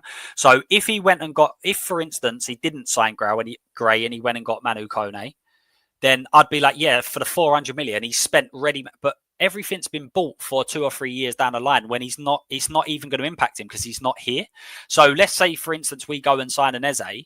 That's shown more that he, in one way, you could argue that actually Frank's been backed more in that one month than Ange has, because we've gone out and we've bought the players that are here to do right now. Like Gray, Berghvall, Udogie, they're all players for essentially like club signings for 2 You're or 3. missing a lot of key ones though. Solanke, Johnson, Van der Ven, Vicario, Udogie. You're missing a lot. That was the base of when we obviously lost Lloris, we lost Kane and everything else. But I agree. But they're still his players, so you can't just say the kids. You have to be fair and do, because that's where, for me, Levy has bought him every player not every player that he asked for. But a lot of players he asked for. We can't then say, oh no, but what about all the kids? You have to look at all of them. No, but the Johnson one, I completely agree. But Frank also wanted him. Solanke, I kind of agree. I don't think 60 is the right figure. So it's not like, I'm not saying he wasn't backed at all. I'm not saying that. But again, you go back to the January transfer window. We know that for a month and a half, we've got centre-backs out. We need centre-backs, and we signed one in February. So I think everyone looks at the numbers and goes, yeah, he was 100% backed fully. But actually, we're always investing for that future. So Udogie, Gray, Berghvall. I mean, even the numbers that are included in that, when people say 400 million, Porro and Kulusevski were already obligations. You had Valise in there. Like, I don't think it's as clear cut as it sounds. Yeah, I think. Yeah, but I get what you're saying about the youth, but you are missing out Dragoshin, Danso, Van der Ven, Maddison, Solanke, Johnson. Like, how many more do you need to say? Yeah, sorry, we didn't back you. You're talking 6, 7 whole new players. We absolutely backed him. Over 2 seasons, 400 million quid. We backed him more than any other manager. I'm not saying we didn't back him. Financially, I think we've got the resources to back managers better, is one part of that. But I'm not saying we didn't back him. What I'm saying is, I don't think the numbers, if you just look at the numbers, it's almost like he spent 400 million. And it's like, yeah, but if you actually look at the totals, two of the players were already here. So that's like 70 odd million taken off of what he spent. And out of the rest of that, I'd probably guess not half, but probably a third of that is on players that are actually, that Frank might see a benefit from, but actually, that's what I've been saying. He's the guy before the guy, mate. That's what I was saying. I was saying a long time ago, before I knew that Andrew was the guy. Not to repeat myself, but you know I do that all day long everywhere. That's why I put out 3 pieces of content saying the same bollocks right every day. You guys, content's got a content. But I've been saying it for a while. Before I knew Andrew was the guy. Andrew was the guy before the guy. He turned out Andrew was the guy in as much as he got the trophy. But in terms of the guy before the guy, my reference point was the fact that he had to inherit a bunch of 18-year-olds. And the next guy was going to inherit the benefits of those people maturing within Tottenham. And that's why I think that Thomas Frank will be, whether he's the guy after the guy before the guy, I'm not entirely sure, but we'll figure that out. Right? But like, I don't know. But I still think that years, if we're in 2 years down the line and we've spent 400 million, do you think that we'll be getting the same caliber of players that Ange got? For me, it has to be way above. That's the whole point. That's the whole precipice of my guy before the guy thing was that he inherited a squad that needed 15 players out and 15 players in, and that they went to a youth-centric model. Some of them 17, 18-year-olds. The fact that Paratici, he bought Tici, he bought a model in about 3 or 4 years ago that's just starting to yield fruits, bear fruits. And so, like, the next guy was always going to be the guy that was going to benefit from that. Now, I don't know if the next guy's come too soon. So, even Frank might be the guy before the guy that was after the guy before the guy, but he's still going to be the guy before the guy because there's like not enough time yet that's passed to let these people mature. But if in 3 years' time, to your question, Jack, if in 2 years' time, if Thomas Frank is still here and he's had 400 million quid spent on him, we don't need to spend 400 million quid on 15 players. We need to spend 400 million quid on 6 players. Yeah. And then he has to be the guy. Or if he's not the guy, then Daniel Levy ain't the fucking guy. Yeah, but this is where I haven't even mentioned the money. This is where I'm completely against sort of what you're saying, because he was offered Eze and said, no, I wanted Johnson. He was been offered players like that. And yet you're talking Solanke, big money. Johnson, big money. Van der Ven, big money. Maddison, big money. When you're adding in 5, 6, 7 players that you've asked for, regardless of the value, I expect you to start delivering. I expect it. And this is where, for me, it has nothing to do with the money. If Ange said, I want 10 players from the Championship, they're all my players to come in and play, and he doesn't get a tune out of them, that's the problem. It's not the value. That isn't how football really works, though, and it does sound like that when, especially, I'm not saying specifically you. I'm saying people are like, "Oh, no, say specifically James. Call out James. Well, I don't know if he said this. The point that he's saying. Go on, I don't know if he said this, but what I'm saying is a lot of people act as if that Ange went out and handpicked every single one of these players. That's a recruitment issue, and we've had it for years where we don't identify the right players. So Frank coming in, if Frank comes in and gets a load of average players, then that can't all fall on him. And I'm not saying that Ange doesn't hold responsibility. He holds responsibility on a load of parts. He said he doesn't let a player come into his squad unless he approves them. But also, if we're going to follow. If we're going to follow the ITKs and pick and choose what they say, the Fabrizios and blah, blah, blah, we can't pick and choose when to listen to them, because we was told he called Tell and said, Tell, you need to come. He called Johnson. He called these guys, getting them here. So we can't then say, oh, but did we really play a part? Well, no, we have to believe what we see and read, or none of it. You can't pick and choose. It's the same.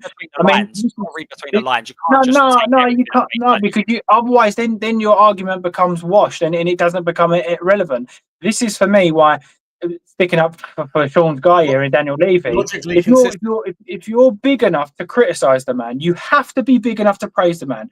I am Levy out because I feel like we get to this point and he bottles it. Every time we get to this moment, like now he needs to put his balls on the table and say, you know what? What does that look like? Was that because everyone plays Monday morning quarterback, James, right? So first and foremost, if we're entirely logical here, you can't judge a window when it closes. You certainly can't judge a window when it's 2 weeks old, which is what everyone's doing already. Matisse Tell, fuck Matisse Tell. I'd be okay if Matisse Tell was fourth in the line, but the fact we got him first, it's a shit window already. Shut up! Just shut up. You can't even judge a window on September the 1st. In reality, you have to have like a year tracker. No, but wait and see how the window finished, right? But like, if someone's giving it a go, though, don't you? That's the thing.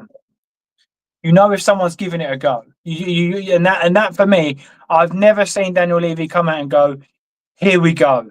This is he's come out now and said, I want to win the league." I heard you criticise the signing of Bissouma 9 months into Bissouma's reign, right? But I never wanted Bissouma. Huh? I never wanted Bissouma. I was never wanted Bissouma. So you're the only Tottenham fan that criticised the signing. I know it's going to sound stupid, but I like my DM. Attention, chat. Keep your receipts out. Get your clips out. Keep your receipts out. I like a defensive midfielder, and then I actually like a Berghvall type player. That is my. Oh, so you weren't okay with Bissouma, but you were okay with Berghvall. Somebody's doing the. I see more. I see more in Berghvall than I do Bissouma. I think there's a lot more energy and technique in somebody like Berghvall than there is Bissouma.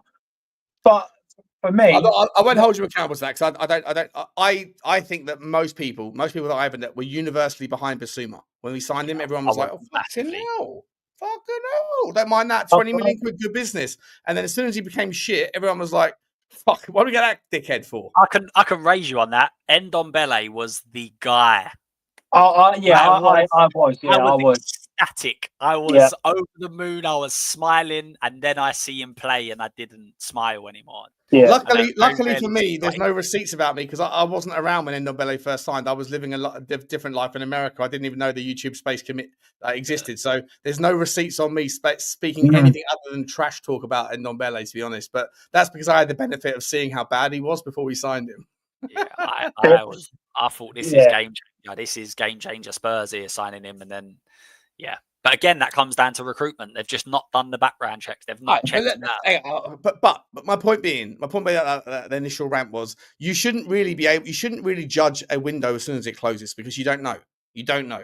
Right. But you have to what you should do, what we should expect from content creators and from people in the chat is tell us what you want now.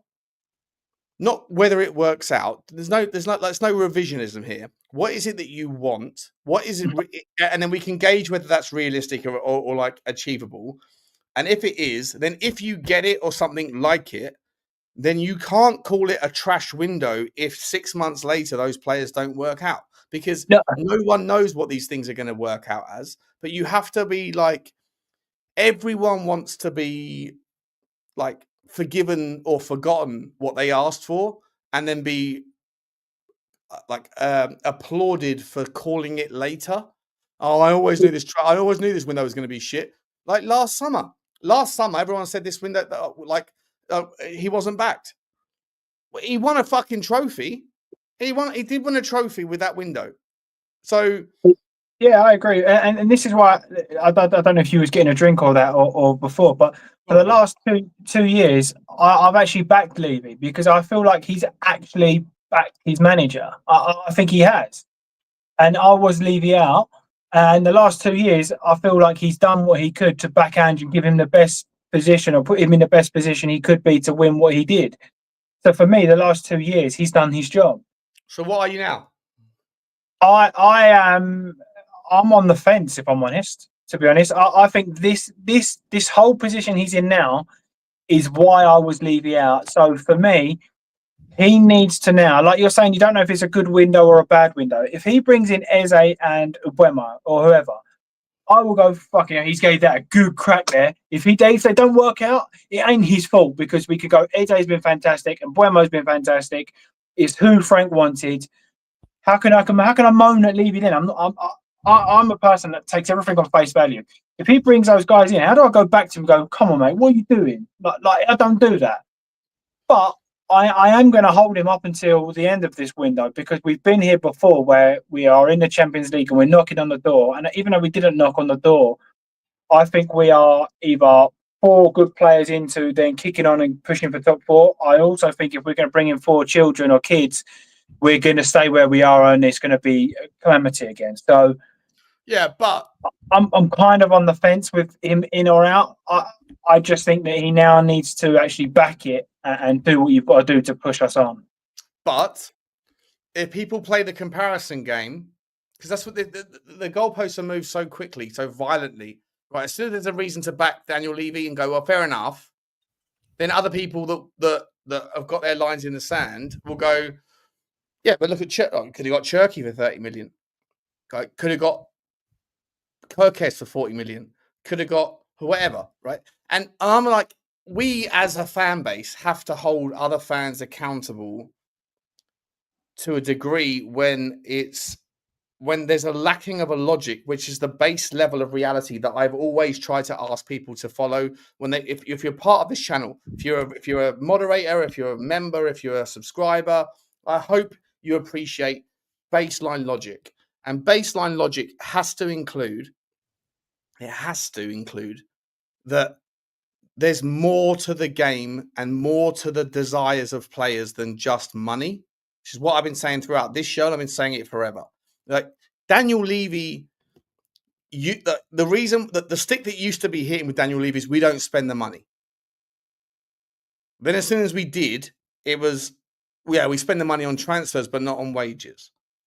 It used to also be, why the fuck do we're not a football club anymore, we're a sports arena.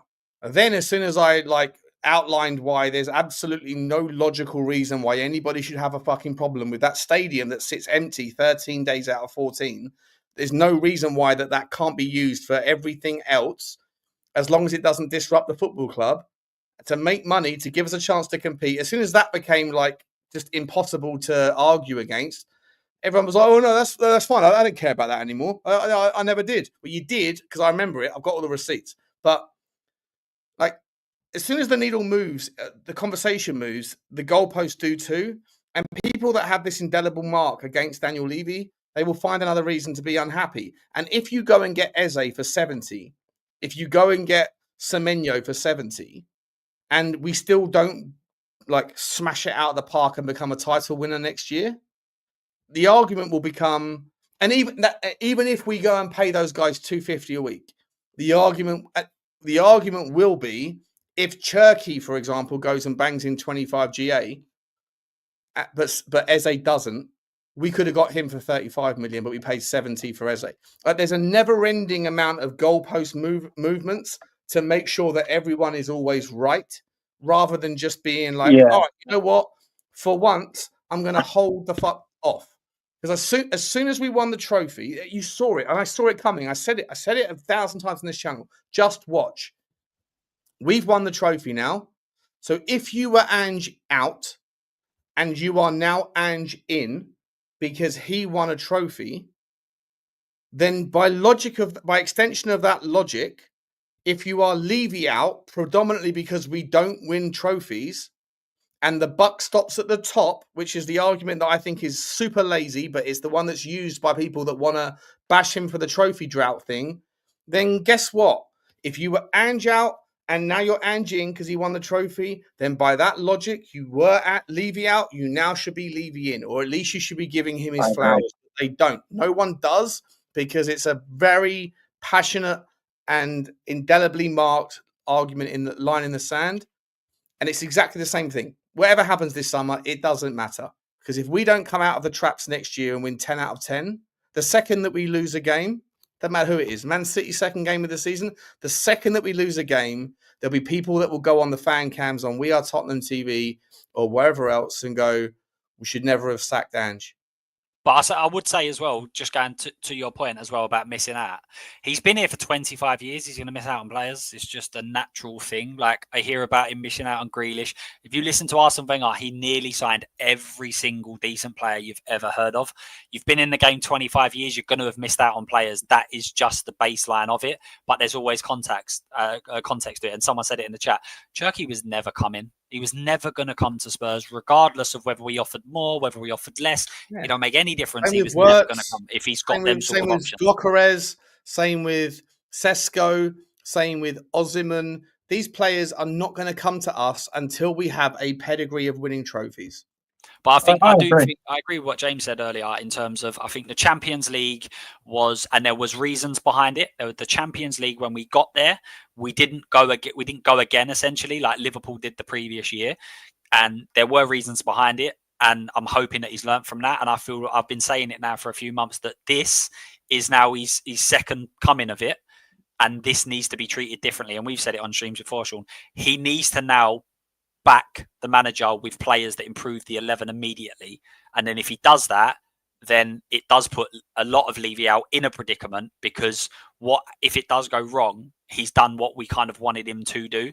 And I've never been a Levy out at all cost. I've always been, I think he needs to change the way that he operates, because I don't think that we should get rid of him and get anybody in, because I don't think that's the answer. Let me ask this, both of you, right? So I've never been Levy in, by the way. I love a debate. You know me, especially when I'm drunk. If there was like Brian Daigle or Stelios on here right now, I'd be fucking going right after them just for fun. And that's something you can look forward to, hopefully, on the Spurs 5, which is coming very soon.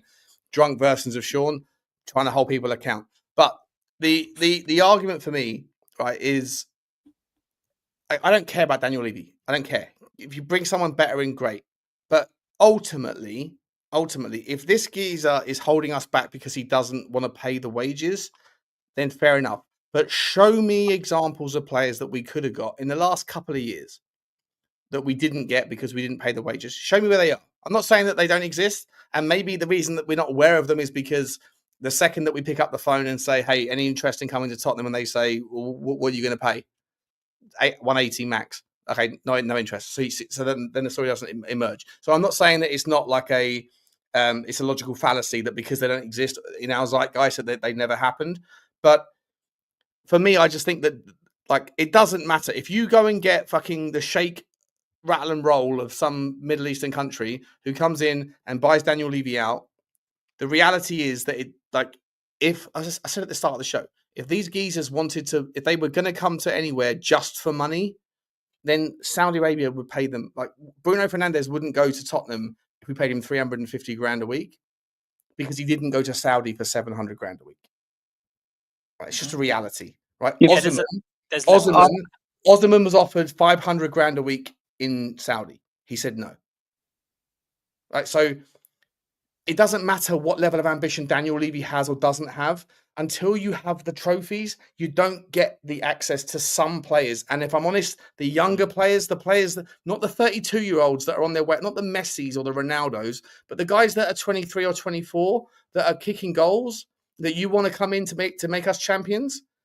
There's a stepping stone process to this. It's logical incrementalism. You don't get from A to B by jumping across a great chasm. You need to put little building blocks along the way. And Daniel Levy, for sure, has fucked up along the way by putting the wrong size building blocks in place. But even if you sell this club right now, the Levy-outers that think that you sell to Saudi, you sell to Qatar, you sell to Oman, you sell to fucking the wherever, until Tottenham have trophies, not Europa League, not a Carabao Cup, but an FA Cup every 2 years, a Champions League title run, that sort of thing. Until you have that, you're never going to be able to convince them to come to Tottenham over Liverpool. And every time that you're trying to get a player to come to Tottenham that's of that level, Liverpool are also looking. So are City. And until people acknowledge that, if everyone acknowledged that, and I'm not asking people to like go on a leap here, it's logic. It's fucking just like, it's common fucking sense. If you can get on board that notion, then it might calm down some of the apathy and the resentment towards our owners, which by a byproduct of that will get everybody moving in the right direction towards holding people to account, as in, I'm not going to allow you to get away with poor decisions, but I will also tolerate realism and reality. And when you have people going, for example, I was Ange out, now I'm Ange in, Daniel Levy sacks Ange, project failed. What? Explain that to me. If it's a project failure, if you were Ange in and it's a project failure, then why were you Ange in? Because he didn't fail. The only reason you're Ange in is because he won the trophy. So it wasn't a project failure. If you were Ange out, then why are you unhappy? Because you got your desire by the guy who made a very difficult decision. But there's fans out there that will fucking move the fucking pieces like a game of Tetris to try to be right. And it doesn't help. It doesn't help anyone. It doesn't help the team, the community. So just fucking work within common sense and stop putting your own ego in the place of logical arguments, because it doesn't help the community and the fan base to move in the right direction. You know, my problem, one of the biggest problems at Spurs, in my opinion, are the fans, because what they do is they will slate, and this is crap, that's crap. Oh, we're going to lose this with this. And then when we, for example, say it was a game that they're all predicting we're going to lose, and then we win 3-0, and they'll go, well, I'm a Spurs fan. I wanted us to win. You'll always find on 80% of the YouTube channels, and I watch everyone's different opinion. I like to see everyone's opinion. But they'll slate, and then when it happens, the opposite direction. So if they said, we're never going to win this cup, we're crap, we ain't winning this cup, we win the cup, they go, I'm a Spurs fan, of course I'm happy. You're like, well, hold on. Then your whole opinion is irrelevant, because you're backing yourself up into a corner. And then when you get into that corner, you've got a little escape room. You're like, yeah, I'm out of it because it's just what I do. But James, you have to appreciate, mate, that the vast majority of people that put their head above the parapet in this space, me, you, Jack, Luke, Jack Grealish, and everybody else on every other channel, as much as you're all awesome people, I love you all. Let's be honest, there's a reason why you guys and myself have got the confidence to put this up here, to put our face above the parapet, to get the bullshit that we get thrown at us. It's because we have egos, right? If you've got the confidence to put your face on the camera, it's because you've got an ego. I've got one. I don't like to think it's toxic, but it's an ego that's it's clear. It obviously exists. Otherwise, you wouldn't put your face on the parapet, right? Yeah. I think I'm right and you're wrong, mate. To be honest, that's why I'm here. I would love to agree with you. I would love to agree with you, but then I'd be on the part of the world that's just consistently incorrect, and that's not my style. So when you finally come across the parapet towards me, mate, then you're in a better part of the world. If we're going down that route, I've been Ange the whole time, and I've got a European trophy. So therefore, I think I'm right. You're wrong. Let's just say that. No, but let's be honest. Like when it comes to people's opinions, everyone is terrified of saying, you know what, I was wrong. It's what you said. It's about it's easier to back the loser. It's always for me, easier. It's so much easier in football. And it's similar to what James just said. It's easy for me to turn around and be like, we'll lose. But actually, if I turn around and go, I really think that Tell is going to be an absolute player, and everyone's gone, no, he ain't. Well, when he does, that's a lot better than if he doesn't, because we didn't really see much from him anyway. So I completely agree with that. It is, but it's entirely more likely that it doesn't matter what he does as a player, that Tottenham will continue to struggle.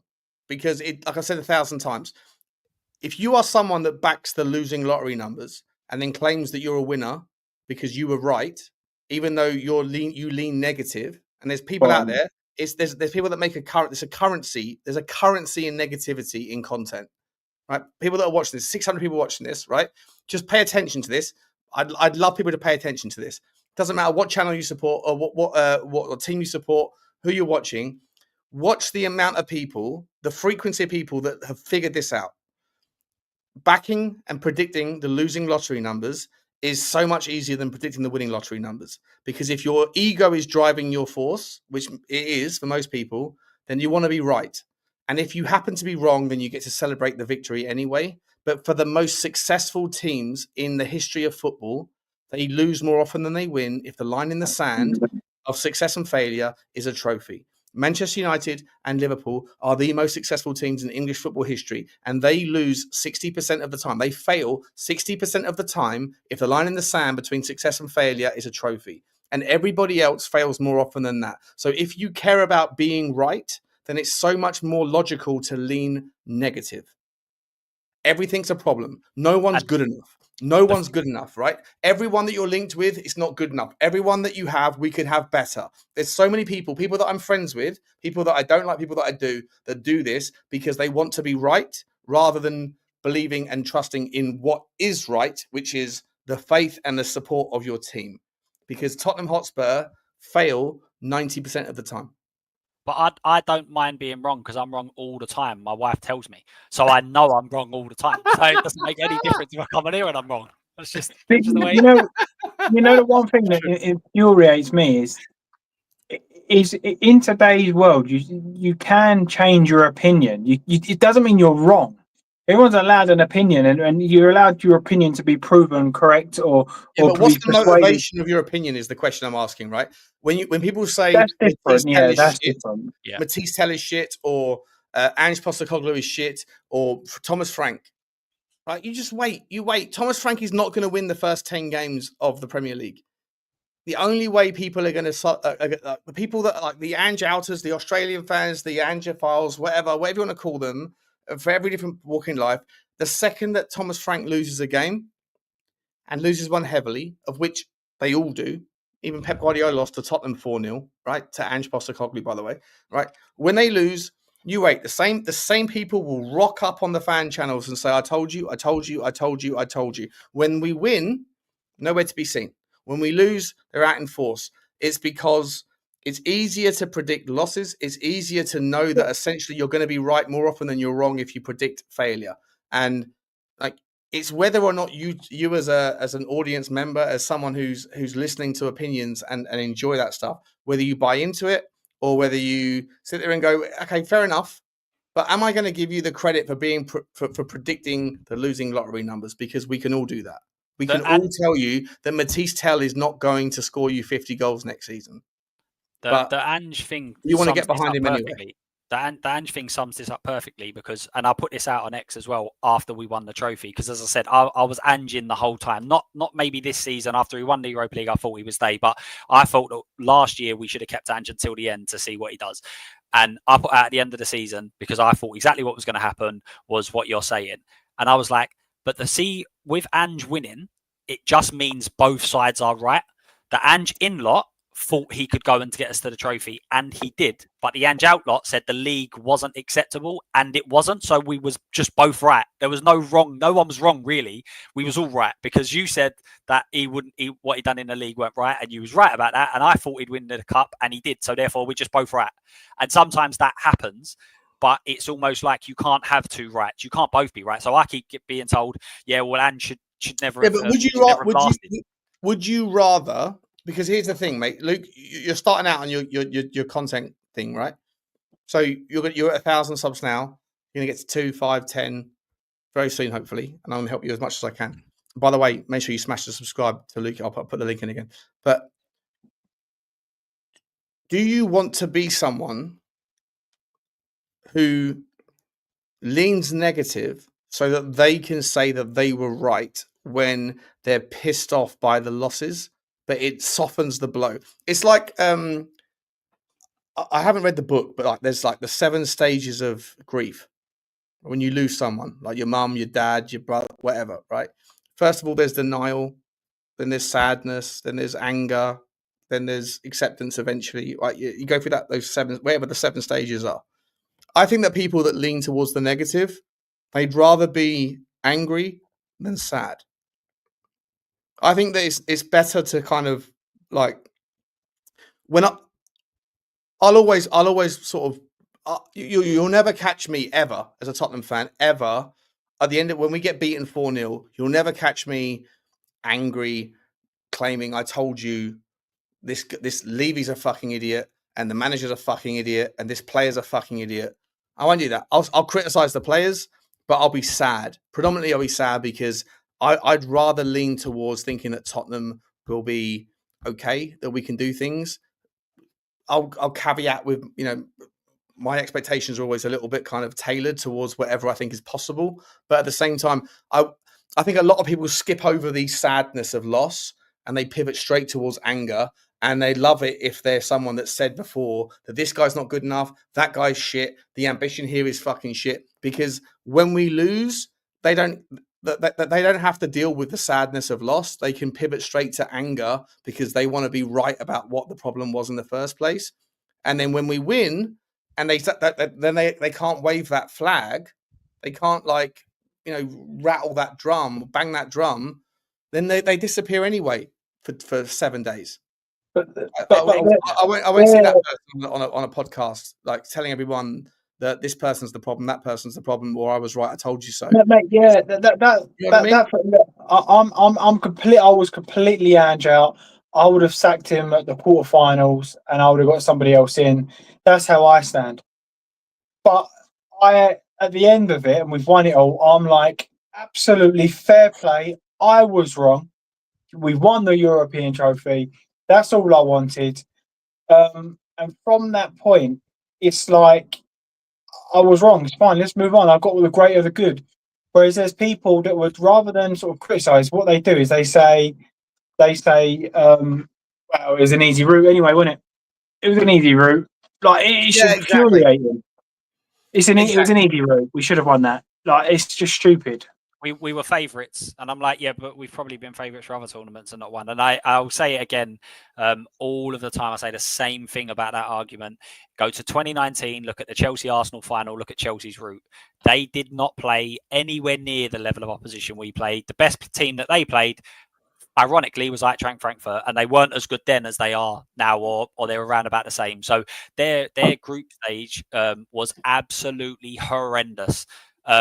But no one cares. No one's ever turned around and gone to me, I'll tell you what, Chelsea's run that year weren't very great. They've just gone, they beat Arsenal in the final and that's it. But yeah, as you say, it's always this is why I love the Irish Hotspur. I love Dave and Jack, right? Because they have their opinions, but when we lose, they're just like, they're sad.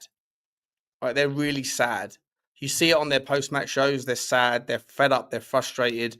And I don't necessarily think that's echoed around other channels. I think a lot of people like use the loss as a catalyst to like invoke a different emotion. Sadness is okay, right? It's okay to be unhappy. It's okay to be frustrated. It's okay to call out the things intermittently and say this player was terrible today, or this guy made a career. I love him, but he fucked up, and that's part of the analysis. But it's okay to be sad. But so many people go, I don't want to be sad. No. I want to be angry. And I figured out that, losses is more common than wins. And that, like I say, if the line in the sand between success and failure is a trophy, then as a Tottenham fan, 19 years out of 20, you're going to be right to always criticize. I just think it's a inauthentic way to be. I think it's a manipulation of emotion, and so I would just encourage everybody to be okay with sadness, if that makes sense. I'm getting a bit soppy now. Fucking, I might start crying. Yeah, don't do that on me. No, I agree, you know what I mean? for me, I'm not. I just say how I see it, and I literally don't. If I've got to get, as I say, my first ever kind of, I think my second ever show was basically going on to Savas, and he was obviously massively out, and I was in, and I was going, I completely get where you're coming from, but that is the way I am. So I'm going to say exactly how I feel about that situation. And if I see it differently, then I see it differently. But I enjoy speaking to people that have completely different opinions than I do, because it opens you up to actually. I had the Euro expert on my channel, and I said that with regards to Frank, I think that he might be too adaptable for the fan base, in terms of if we go and play Wolves away and we're changing our formation to suit and go against them, fans are going to be like, no, we're Tottenham. Why are we trying to go defensive against Wolves? Or why are we changing it? They should be worried about us. And he went, I only see that as a positive in terms of when he goes into Europe and he's going in Champions League and he's playing AC Milan away or Madrid away, he'll be able to adapt to actually change it up. So, and I was like, I didn't think of it that way. And he was like, oh, I didn't think of it that way. And then it kind of opens you up to then have other opinions on stuff. So I think it's good that, and also there's very few facts in football that people will say this is a fact, but that isn't really a fact. Like someone scored X amount of goals, he's world class. That's a fact. No, it's not. It's still an opinion that. Because he scored so many goals doesn't mean he's factually a world class player or whatever. So, don't, mate. If you want to give me another hour of your time, I'll give you about 1,000 examples of people that like to. I love Lubo, love him to pieces. But his takes on Daniel Levy, it's a fact. He doesn't care about our club. Ian, come on now. We all know the difference between a fact and an opinion. It's subjective. Anyway, James. Jack, Luke, I love you, mate. Love you both. Love both of you. And it's been emotional. I'm absolutely smashed out of my skull. I hope the boys that were drinking with me throughout the stream are keeping up. There's a few super chats I want to finish off with before we go. This has been a while. Blaine, sorry, mate. Thank you so much. He says Sean Levy is my chairman. He's my chairman. Get on that damn dog and bone. Get us Eze and Mbeumo, and fuck it, Messi as well. Get it sorted, Butler. Blaine, I love you, mate. I listen. I wish I had the contacts, mate. I don't have any. I don't know anything. I don't know anyone. I wish I knew people. I wish I don't know. I really don't. But thank you very much, mate, for your super chat. Andy Lester saying, "Big up, guys. We have overspent on most of the players that we bought. We have for sure." Actually, quick question, boys: what player have we underspent? Name me 3 players in the last 3 years that we've underspent on. Berghvall, Udogie, and Vicario. Love that. Yeah. Quick fire. Yeah, I wouldn't disagree with that. I think even if we sold Vicario, I think you're looking at 45 million. So I think they're definitely free. Well, I put my face on the camera, boys. I'm always right. Well, you wanted Levy. Oh, you wanted Andy. 100%. You are right. You are about that one for sure. 100%, mate. 100%. And Abhishek, mate, how you doing, buddy? Thanks very much for the super chat. I'm genuinely happy with Xavi as the statement. Is that Xavi Simons? You mean? I think it's Xavi Simons. You mean Tomori, Wharton, and Kyle Walker-Peters? We aren't the level of a club that will attract the top quality players. The fans need to wake up. Listen, I 100% agree with the second sentence there. In terms of Xavi Simons, I'd get on board it 100%. I do think it creates a little bit of an issue, though, because I don't think that we need 3 10s. And I think that I don't think Xavi Simons can play as a wide man as much as some think he can. I think he's a 10. He's a 10. We already have Maddison in that role, and Decky I don't really see as a right winger anymore. So I'd love Simons. I would love him, but I'm not sure. Tomori, I think he turned us down already, didn't he? So I'm not sure about him. Adam Wharton is going to cost you too much money. That ship has sailed. Maybe we can go and get Hayden Hackney, and he could be the next Adam Wharton. But don't mind that. And KWP, I mean, I guess it makes sense logically. I guess it makes sense. But yeah, appreciate you, mate. Boys, what's your plans? James, you haven't got a social, have you? No, not really. I just lurk in the shadows. And then disappears when he's wrong. Yeah, exactly. Never wrong, mate. Never wrong. No. Always right. He pops out when he's got something to say. I told you so, and then he disappears again when he's doing wrong. Appreciate you, James, mate. Absolute legend, mate. I've written down your number, mate. I'll put you into the WhatsApp group now, so I haven't got to lose your number again. Legend for coming on, mate. I want to get you on again very soon. Thank you for coming on. And Lukey, my man, what's coming up on where is it? Spotlight on Spurs. What's your next show? Got a show on Thursday, 9:30. We just do the weekly at this moment in time. Hopefully be expanding that, maybe doing it a couple of days a week, but we'll see. So next week, got a couple of guests confirmed, waiting on some more. But don't really know what we're going to discuss right at this moment in time, because who knows, we could potentially sack Frank by the weekend. Who knows at Spurs? You never know what's going on. So we'll be filling it in with whatever goes on throughout the week. Appreciate you guys. Appreciate you very much. Appreciate also Hotspur Hood, Danny Boy for coming on, mate. Absolute legend. I hope all of you that were drinking throughout the show with me are as pleasantly tipsy as I am. And I hope I haven't said anything that was inappropriate. I hope I was okay. But either way, enjoy your weekends, guys. It's Friday night. It's 11:15. It's time to go to bed for you lot. I'm going to go and play poker now for the next 4 hours. And I'm going to see what happens. I will see you all tomorrow for a bright and early one with Bugsy. James, thank you very much. Lukey, thank you very much. Thanks everyone for the super chats. Thank you everyone for hanging around. And we'll see you in the next one. Like, subscribe, and comment. And as always, Spurs. Yeah, fuck. I'm so hot.